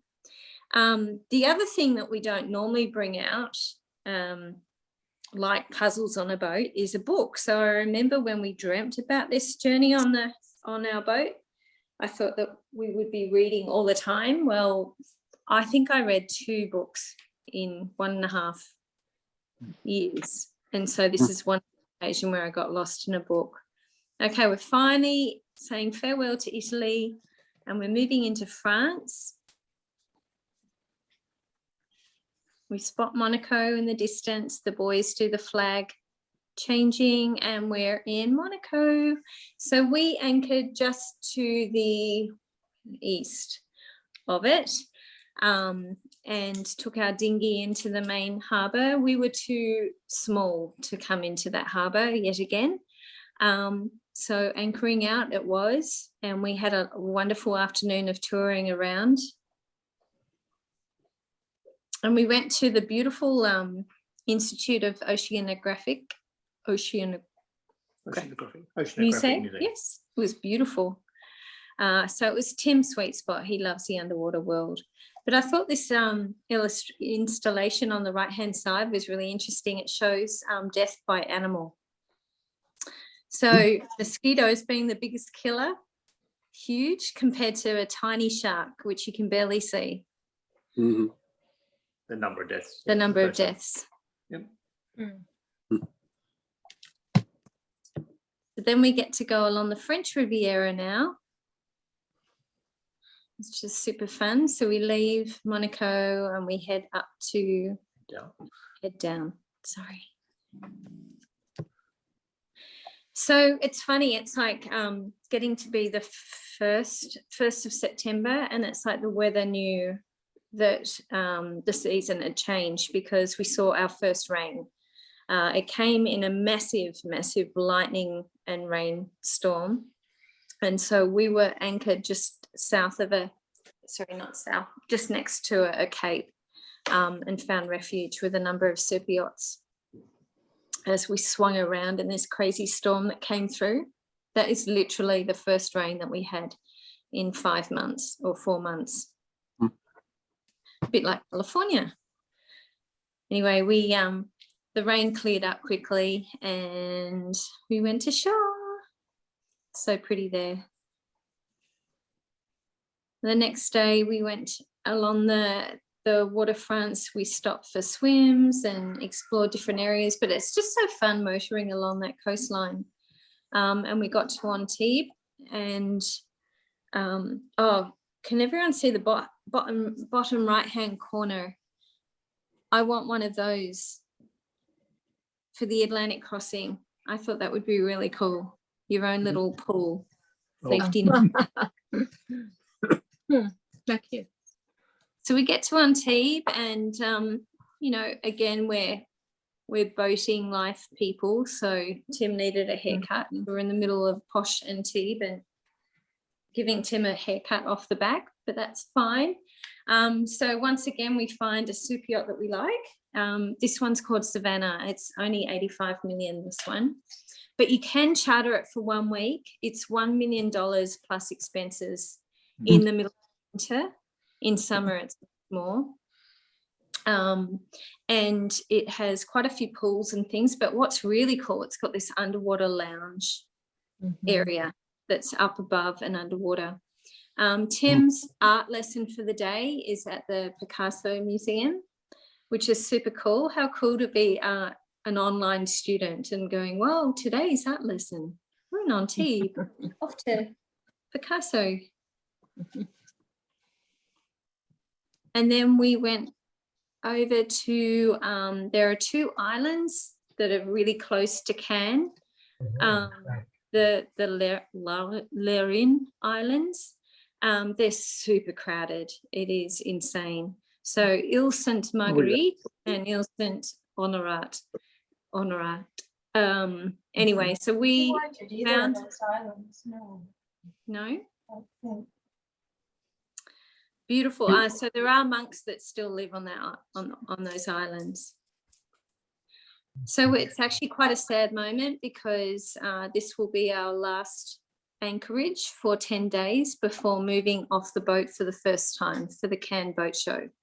So we're having a bit of, a bit of a moment watching the sunset and last swims and just thinking about what the week ahead's going to be, because a whole lot's about to happen. And something new that's gone in since we were on those islands, they've now got an underwater museum, and they've installed all these sculptures under the sea in the top middle of the screen. So then we pull into Viewport de Cannes, and we are, as part of our boat contract, we said yes to having Hugo in the boat show. So we were part of the Naughty Tech exhibition, and we arrived early because we still had some defect work to be done. So we pulled in early and let it all begin. Lots of serious negotiations to get the guys working on the boat. But eventually they started work. But we had a whole lot to do. We had defects going on. We had to move all of our belongings off the boat. We had to move into an Airbnb, and we had to prep the boat for the show. And it is crazy. So 630 boats in total, and 120 of those are sailing boats. Just amazing. It is amazing. So Russ was in total heaven. His next job or his next career will be selling boats, definitely. He was there showing boats around to everyone, making friends, hilarious. And what was really beautiful was we got to meet the designers of the Naughty Tech 542. So we met Mark Lombard and Frank Darnett, which was really cool. And then we had, there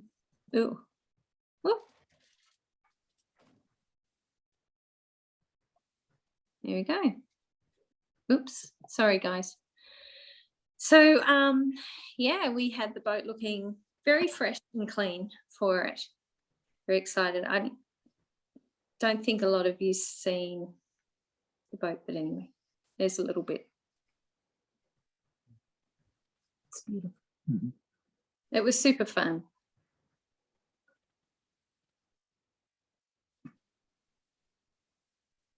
That's the boat. So we have how many Hugos did you sell? We actually, we took somebody for a cruise afterwards. Took 2 lots of people, three lots of people. So yeah, we sleep 11, we ripped out bathrooms, put in bedrooms because we like lots of people. Russ is telling me to hurry up. It's 7:45. So we can end this anytime. So someone gave us the use of their house up in Provence to escape the busyness of the town, which was really sweet.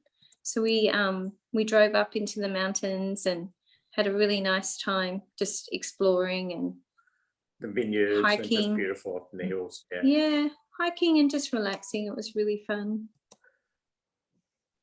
And then we got to have lots of boat tours and be part of all that whole scene. It was just really fun. You can imagine just the busyness and just the intensity of the boat show and the sails and all that. So it was just good fun week.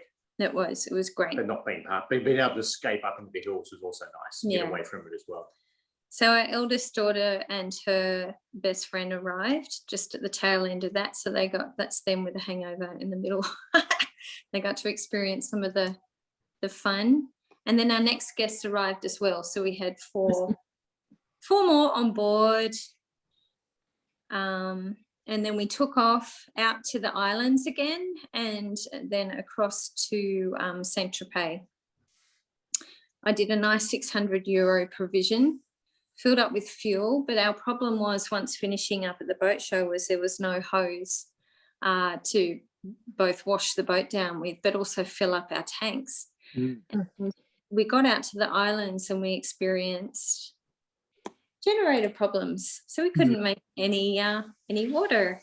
We got boarded by the gendarme, the French gendarme, looking for looking through our boat, checking us out, trying to figure out if we paid the tax in France for the boat. It was just a really interesting time. That was out at the Santa Marguerite Island. It's always very With interesting everyone when on board. 6 gendarmes rock up with all their boots and guns and flak jackets. And Tina says, would you mind taking your boots off, please, before you come on board? Did they? No, we weren't off to a good start.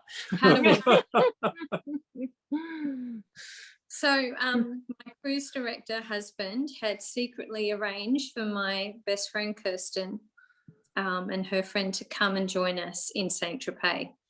So already on board, we had Brittany and her friend, and we had Joe and Ian as well. And then we arrive at the dock and there's my friend Kirsten and her friend Catherine to celebrate my birthday. So that was really fun. Because it wasn't just any special birthday.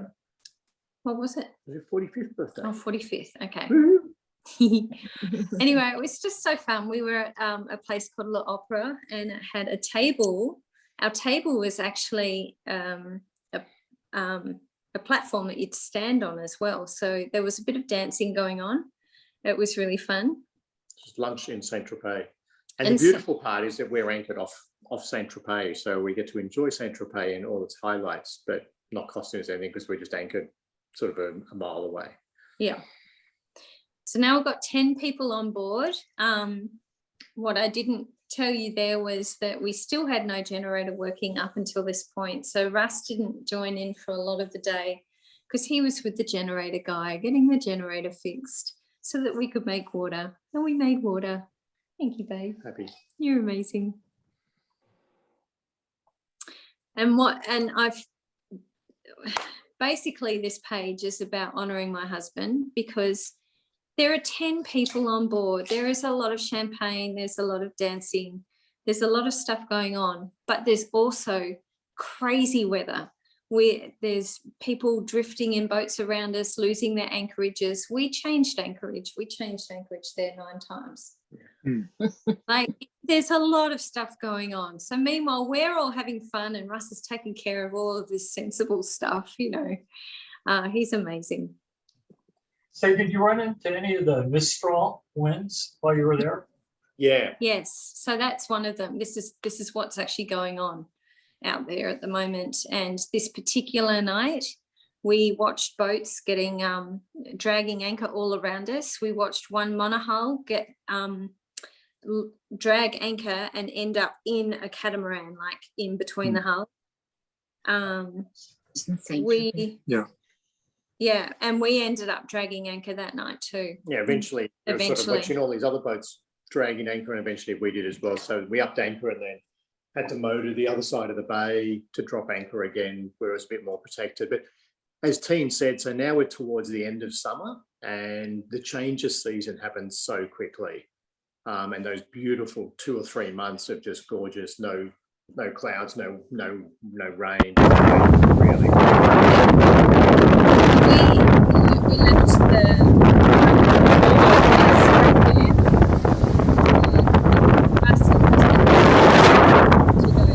to Menorca. So that's a almost 2-day sail over there. And it was pretty wild. We got we got hammered for the So this first was- part. We had a Mistral gale coming down out of France. So they come through, we were on the tail end of it. So I knew it was going to drop off, but we took our anchor in the afternoon, and that's that afternoon conditions you can see in that video on the top left. And then it was literally Tina and Tim inside, shut the door with me outside helming through the gale. But then we knew that was going to drop off overnight, which it did. And then we awoke or dropped anchor in Oh, we had that beautiful sail in. Yes, yeah. But we arrived in Menorca in the dark, and so it was 5:30 in the morning or 5:50 in the morning when we arrived, but it was pitch dark. It was really dark, and so you couldn't see anything. You could see some illuminated buildings on shore, but it was so weird sailing in and smelling land for the first time, because we've been at sea for almost 2 days. You can actually smell wet earth, couldn't we? Yep. And then we arrive and we're anchored, and then we hear roosters crowing, and I fed up my weary crew a nice brekkie. We had a little nap and explored the island a bit. So Menorca. So now we're in Spain. So we're in the Balearic Isles. It says Menorca, Minorca, and Ibiza, and Yeah. Formentera. We got to anchor in some beautiful bays there.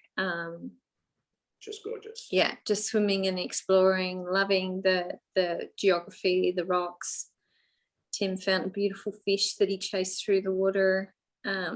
Just having a whole lot of nice time. And then we ended up over in Mallorca again, where the last stage of our defects was getting addressed. So we pulled into a marina there and had the Jeans show up again. So we've had the Jeans join us in various parts of the Mediterranean to fix things. Jean-Matisse and Jean-Claude, and also Georges. Georges got the best job. He's down in the holding tank, fixing the holding tank. What do you call it? The holding tank detector thingy, whatever. Anyway, so he's having absolute hoot down there, can't you tell? And we had our next guest join us there in all that mess. We still had time to quickly explore the island some more. Always good.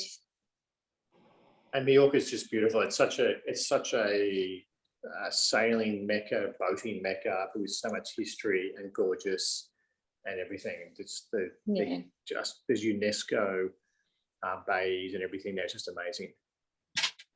Yeah. So I want to hear about the partying on Ibiza.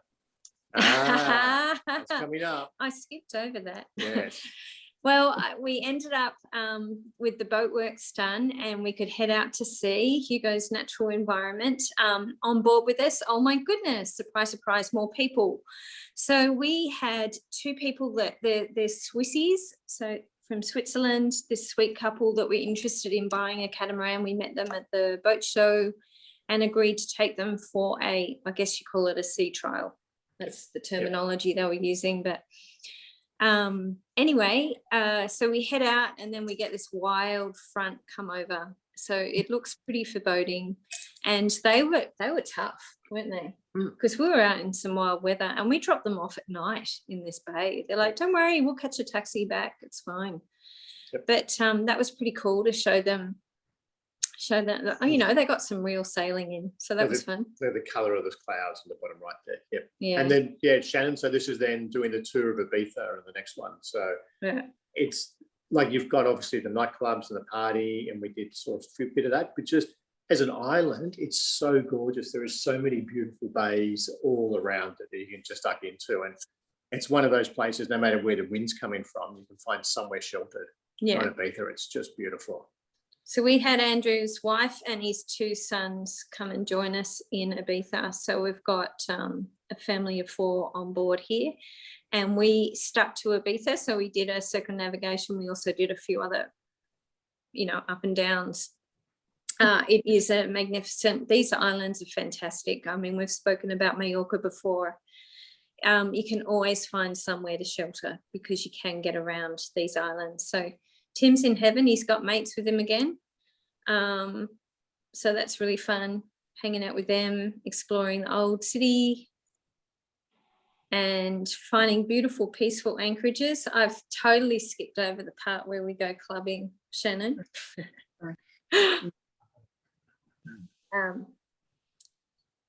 And so lovely downtime. I'm doing art classes with the boys, and we've got the beautiful snorkeling, and Russell's, of course, researching for our next port. Paella, oh, I can't even say it, paella. I'll say a Bogan version, paella. Someone say it properly, please. Yeah. Paella. Beautiful. Look at the water. It's just gorgeous. It's wonderful sailing around that island. So this is hilarious. We're in a bay. It's actually quite crowded. I know looking out towards the horizon doesn't look crowded, but it is. There's been a regatta of oysters, so beautiful oyster yachts regatta, and they have anchored all around us, and everyone's settled in for the evening. We've got our cocktails going, games going.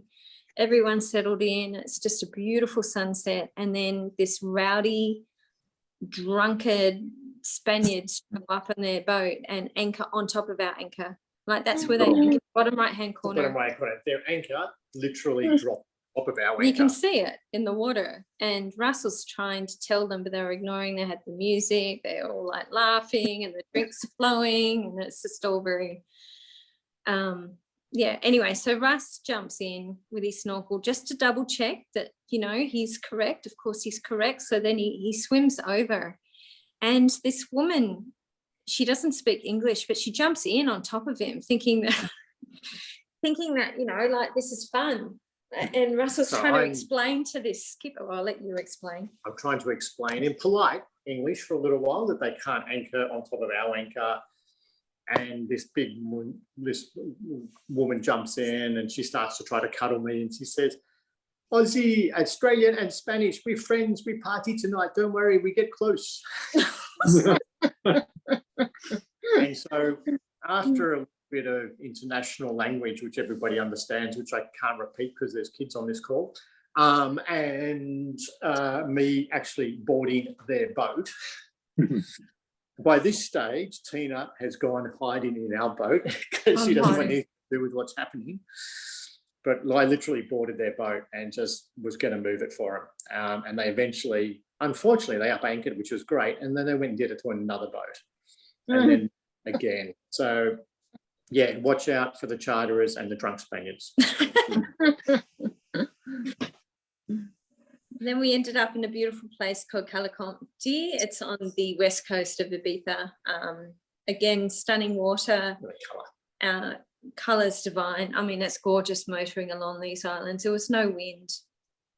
So we get to this place, and Tim's like straight in with his spear gun, and he's fishing, and he's caught his first fish and an eel, and we're super excited. And then we get the national parks people come over and tell us that it's actually a national sanctuary, a marine. There's a reason that he's finally caught a fish in a net after 5 months, because we're in a sanctuary.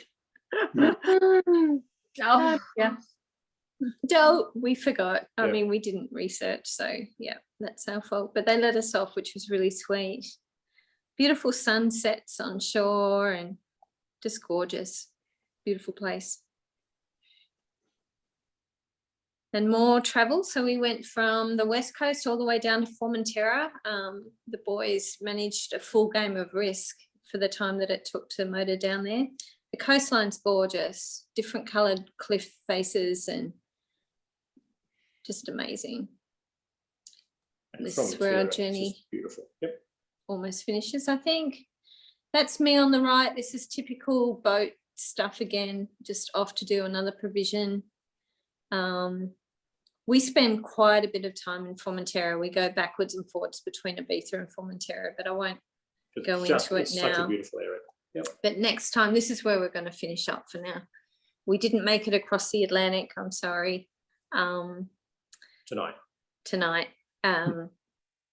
But basically, after Ibiza, we do the Sunshine Coast of Spain, just basically doing stops in chandleries and getting things going for our trip across the Atlantic. So we sort of meandered down the bottom half of Spain to Gibraltar, buy a whole heap of stuff duty free there, and head over to Morocco, and then out to the Canary Islands, where we join the 238 boats heading across the Atlantic, which was super, just the most incredible experience of our lives. So Morocco and the Atlantic crossing were just superb, absolutely superb. And I can't wait to share if anyone will have me back because we talk so much. Anyway, that's 8 o'clock it wrap for up. now. 8 o'clock wrap up. Now what do? I've got to go here, stop broadcasting. Did that work, everyone? Yep. Are we That was both wonderful. seeing everyone? Thank you. Yes. Thank you. Thank you. Yes. Beautiful trip. It was amazing. I That was still fun. don't believe you didn't go to a nightclub in Ibiza. We did. We did. No one was showing it. She's so darling. Well, this was wonderful. We really enjoyed it. And it was a great experience. So lovely. Thank you so much. No worries. Yeah, we thank you Right. too. That was wonderful. Thanks It's for lovely. sharing. Yeah.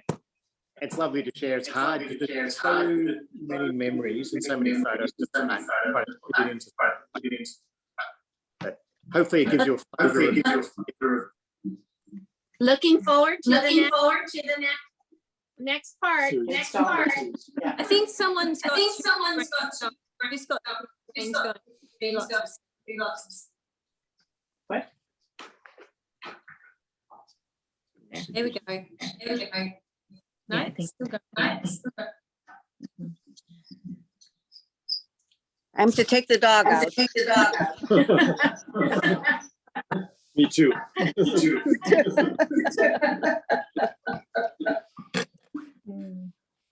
Tina and Russ, that was just extraordinary. And many of us have been on pieces of that. Todd and Shannon and a number of us from the club have sailed in Turkey and into Greece. And we also were along the French coast on cruise outs from the yacht clubs. And we have a lot of shared memories. So this was just a sweet, sweet touch. And we really appreciate this. And I love how you enter into it and how you engage with people, of which I'm not surprised, but it was really delightful. Thank you so much. Yeah. It's delightful. I saw you had Port Crow on your little list in the background. Did you actually anchor in Port Crow? Where, sorry? Port Crow, CROS, Port Crow. Yes. In this office. Yes. Yeah. So, when I told you about that vessel that was the tender, we had actually anchored in Port Crow, and we took about 3 or 4 times, not like we did in the South Bay, but 3 or 4 times. We finally got it set, and we were late in the day, and we're sitting there, and this 70-foot boat drops an anchor. I'm telling you, it was like 10 feet off our transom, and just goes and he just drops it. Done. Throws some stuff over his sail, and he's done. And it was just he and his wife in his little bikini and a little baby on this 70-foot yacht. 3-year-old. Yeah, a 3-year-old maybe. Yeah. And so we're looking at this, and I'm saying, the wind's going to shift 180 degrees in the night. It does. And I'm this little 44-foot boat, and he's the 70-foot boat. He's going to be right on me. It's like, Russ, you know this story, right? Yep. So, but then, and you talk about the rentals, then I realized, first of all, I was in the anchorage first. So I kind of got right away. Second, he's flying the Yacht Club of Monaco Burgee, right? So I figured he's okay. And thirdly, I was in a rental. So I slept like a baby. I didn't even get up in the middle of the night. So the morning I get up, and we'd swung 180 degrees, and now I could see his transom, and it was like 8 feet off my bow. And I figured this guy had to pull up his anchor in the night, just tighten it, because we would have hit. So I'm having my coffee, and then I see this transom, and I got a picture of it. It said, Mariposa, tender to the mean machine. It's like, holy cow. And it took me a couple of years to realize that in Monaco, the tax haven, if your boat is a tender, you don't pay tax on it. So because it was, even though it was 70 feet long, he made it a tender. The tenders don't pay any tax. Oh my goodness. So that was, it was a tax dodge. And this was during the, what cup? Rolex Cup. Oh yeah. So when we came into the harbor of Saint-Tropez, we couldn't get into Saint-Tropez because the Rolex Cup was in there, and we ended up anchoring in Saint Maxime. And it looks like, it looks like you guys went into Saint Maxime as well. Yep. We love that. Yep. And then we looked 3 boats up was a water taxi that could go there to Saint-Tropez. The next 5 minutes. Yeah, and the next morning when we left to go to Port Cros, all these boats were leaving, and it was when we anchored in Port Cros, we were actually on the windward mark of the race from Saint-Tropez to Genoa, Italy. So they all came down almost to our boat around this yellow tetrahedron and popped their spinnakers. It was spectacular. And then I had the guy with the, yeah. So there's stories, you know, you can go on and on. I'm sure you guys got those stories too. Yeah. So we enjoyed this. Yes. It's just all beautiful. Just living the life there and stories and everything. It's just fantastic. Yep. Right. Exactly. That was wonderful. That was wonderful. And we had missed the first part where you were, I think you went into Turkey. Is that right? Yeah.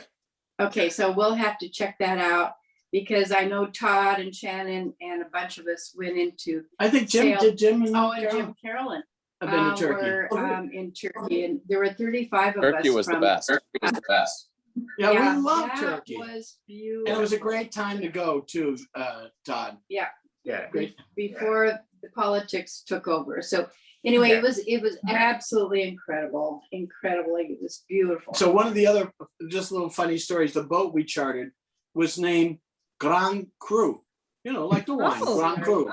Nice. Yeah, but you got to roll the R in France, right? It's got Grand Cru, right? Grand Cru. And if you don't roll the R, it comes out as Grand Cru, which is big butt, you know. So we're in Cannes trying to get the harbor master to let us in. You had to buzz in, and there's a little button in Cannes, and so we're pushing, and he said, "Monsieur, it's the name of your vessel," and we're going Grand Cru, and you know he puts it on pause, and you know he's calling everybody else in the office over. Hey guys, listen, we got this boat. It's fat, but wait a minute. Everybody get under control. We'll ask him again. Monsieur, what's the name of your boat?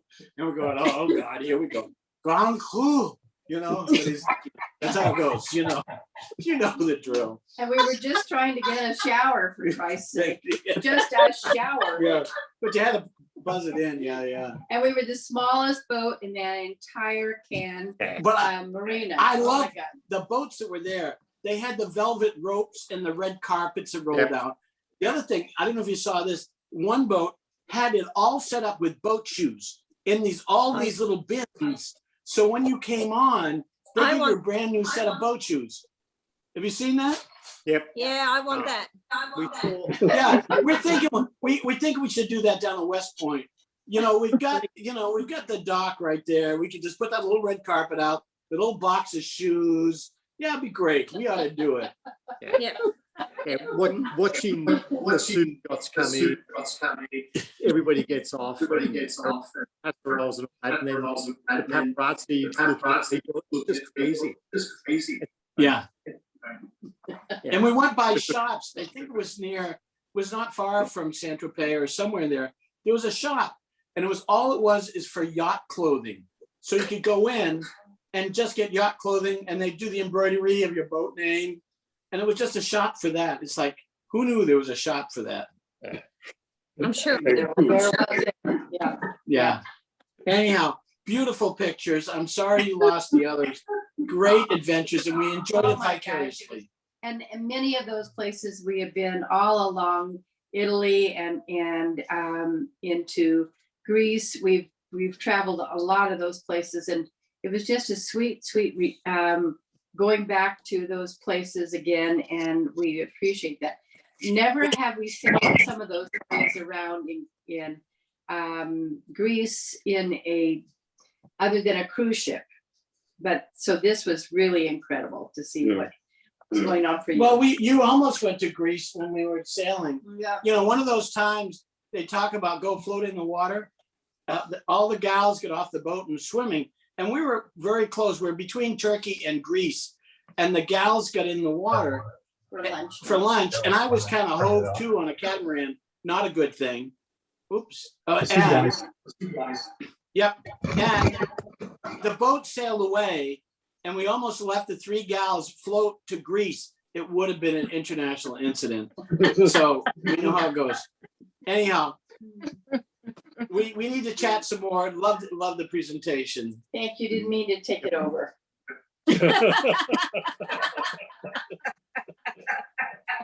Anyhow, everybody have a good night. Look forward to seeing you soon. Good night, everyone. Good night. Bye-bye. Thank you, Russ. That's good. Thank you. Thank you all. That Thank was you. lovely. Thank you. Oh, God. What? It was us. Oh, what you're doing. I don't know what to do now. Yeah, well, we got a big mess to clean up. Just mute it. We just spilled wine all over.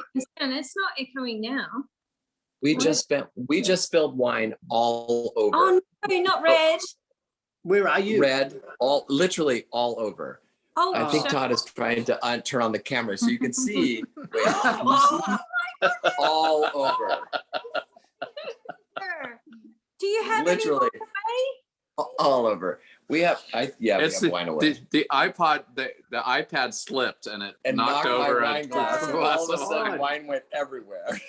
Oh my goodness. All right, so we have some cleaning to do. We'll chat with you later.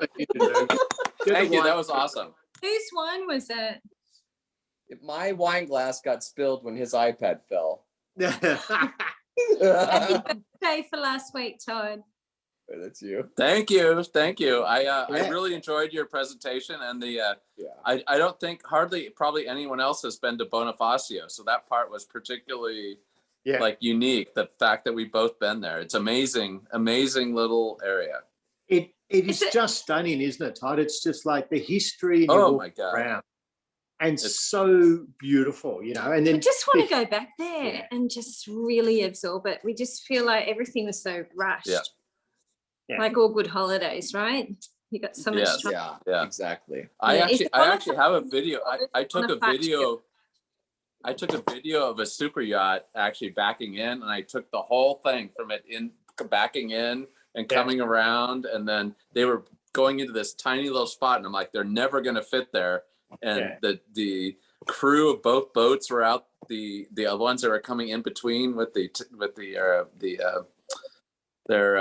buoys on, and the whole thing. It was great. Yeah, this I relate to it. The one we watched, this massive one back in, and the minute it's tied off, well, not even that, the guests are off. They're met by somebody on shore that's taking them to dinner and all this. Sort of stuff. The captain's off, dressed up immaculately in all the white. Like it's all over the top. It's precision.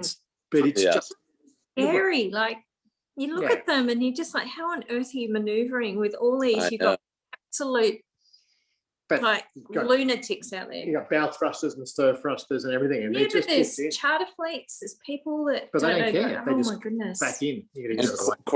Corsica is such an interesting country too, or interesting island actually. Yeah, it's French, but it's not. It's sort of French, but not really French. It's French, but not. That we talked about. This argument we got in when we got ripped off by that marina. It's pirate French. It's pirate. There is pirate part, and it's we can do what we literally. So the reason why we've been there, we have friends or Swiss friends that have a house down there. It's a beautiful area right outside of a little bit, but maybe 10 miles from Bonifacio. That's the closest town. And they literally, a neighbor's house in a very nice community was burned down, and it was because they didn't befriend the locals enough and caused problems. And it was attributed to a random event, a lightning strike. They said it was due to a lightning strike, but everyone believes it was, they didn't play the game with the locals, and their house was burnt down. Yeah. Yeah. Yeah. No. So all the stories about the Corsicans and how they're like, they put the mafia in Italy to shame is true. I might believe it. So fierce. Well, the French Foreign Legion are based there. That's part of that sort of whole thing that the French do and all that sort of stuff. So it's just crazy. Yes. Yeah. You take no prisoners, Island. Yeah. Yeah. That's for sure. It's at Bonifacio, not Bonifacio. Bonifacio. I'm saying it the wrong way. Did you go down that? Did you go down that little stairway on the outside? Yeah, it's amazing. It's crazy. Yeah, absolutely crazy. And those I don't know what it is, sandstone or the light cliffs that you can carve into are amazing. They're so beautiful. Just so that color water and those cliffs, and you just sort of pinch yourself kind of scenery. You have dead air. What happened? Is it us or them? Is it breaking up? Sorry, What you do broke think, up. Bill and Lisa? Sorry, do you think they're frozen? Bill and Lisa. Hey, Bill and Lisa, have you frozen? As in, That's what I was gonna say. Who else is Are we? listening? No, we're not frozen. the big freeze. No, Bill their and Lisa, camera. did the big freeze come through, and they've like Oh, you're turned right. Oh, back. Bill and Lisa are still on. Yes. They're still on. They haven't logged off. Okay, we're It's just us two. we're gonna sign off. We're gonna clean up. it's already started. Bye now. Bye, See guys. you soon. Bye, everybody. Oh, Thank you. By the way, Yeah. Hugo, we got Hugo into St. Francis. No way! You got him. Yes. Yay. I sent the email tonight while you were talking. So when you go and check your email, you'll see it. How did you do that? Oh, sorry, I'm looking at the TV. How did you do that? You'll see there. So you're wedged in at the end, in front of us and Jim Ward. So Oh, That Shannon. is so yeah, cool. we just have to coordinate when you arrive. You have to arrive after us because you block the whole opening once you're in. So We'll work all that out. yeah, Thank you. Are you going to head up on the Friday? we are right now. We're scheduled to go Friday. I know Jim is going up on Thursday, so we might go Thursday. I just haven't decided yet. Okay, because we'll come up after you, even if we're there early. We'll move back out or something. But thank Yeah, you. we have you blocked both Jim Ward on Dee and Grunion. So once we get Dee and Grunion in, and I'll find out when Jim's going to go up, then we'll have you come in behind us. That's going to be that's so a fun. classic. Well done. Well That's done. huge coordination, Shannon. What a hoot. Massive. Thank you. So What's good. great is all of the boats that signed up, I think on the first night or within the first 24 hours are in. 2 boats didn't make it, and I'm trying to get them into the small boat harbor. So they're in the harbor with us. Yeah, They just yeah. won't be at the guest dock. Yeah, okay. Yeah, if they can get in, that's good. Yeah. That's so cool. Yeah. Well done. That's amazing. Yeah. Woo! Yeah. Excited. Okay. Okay. We're gonna Good finish up now. night. Thank you. Bye bye. Thank you. Bye. Classic.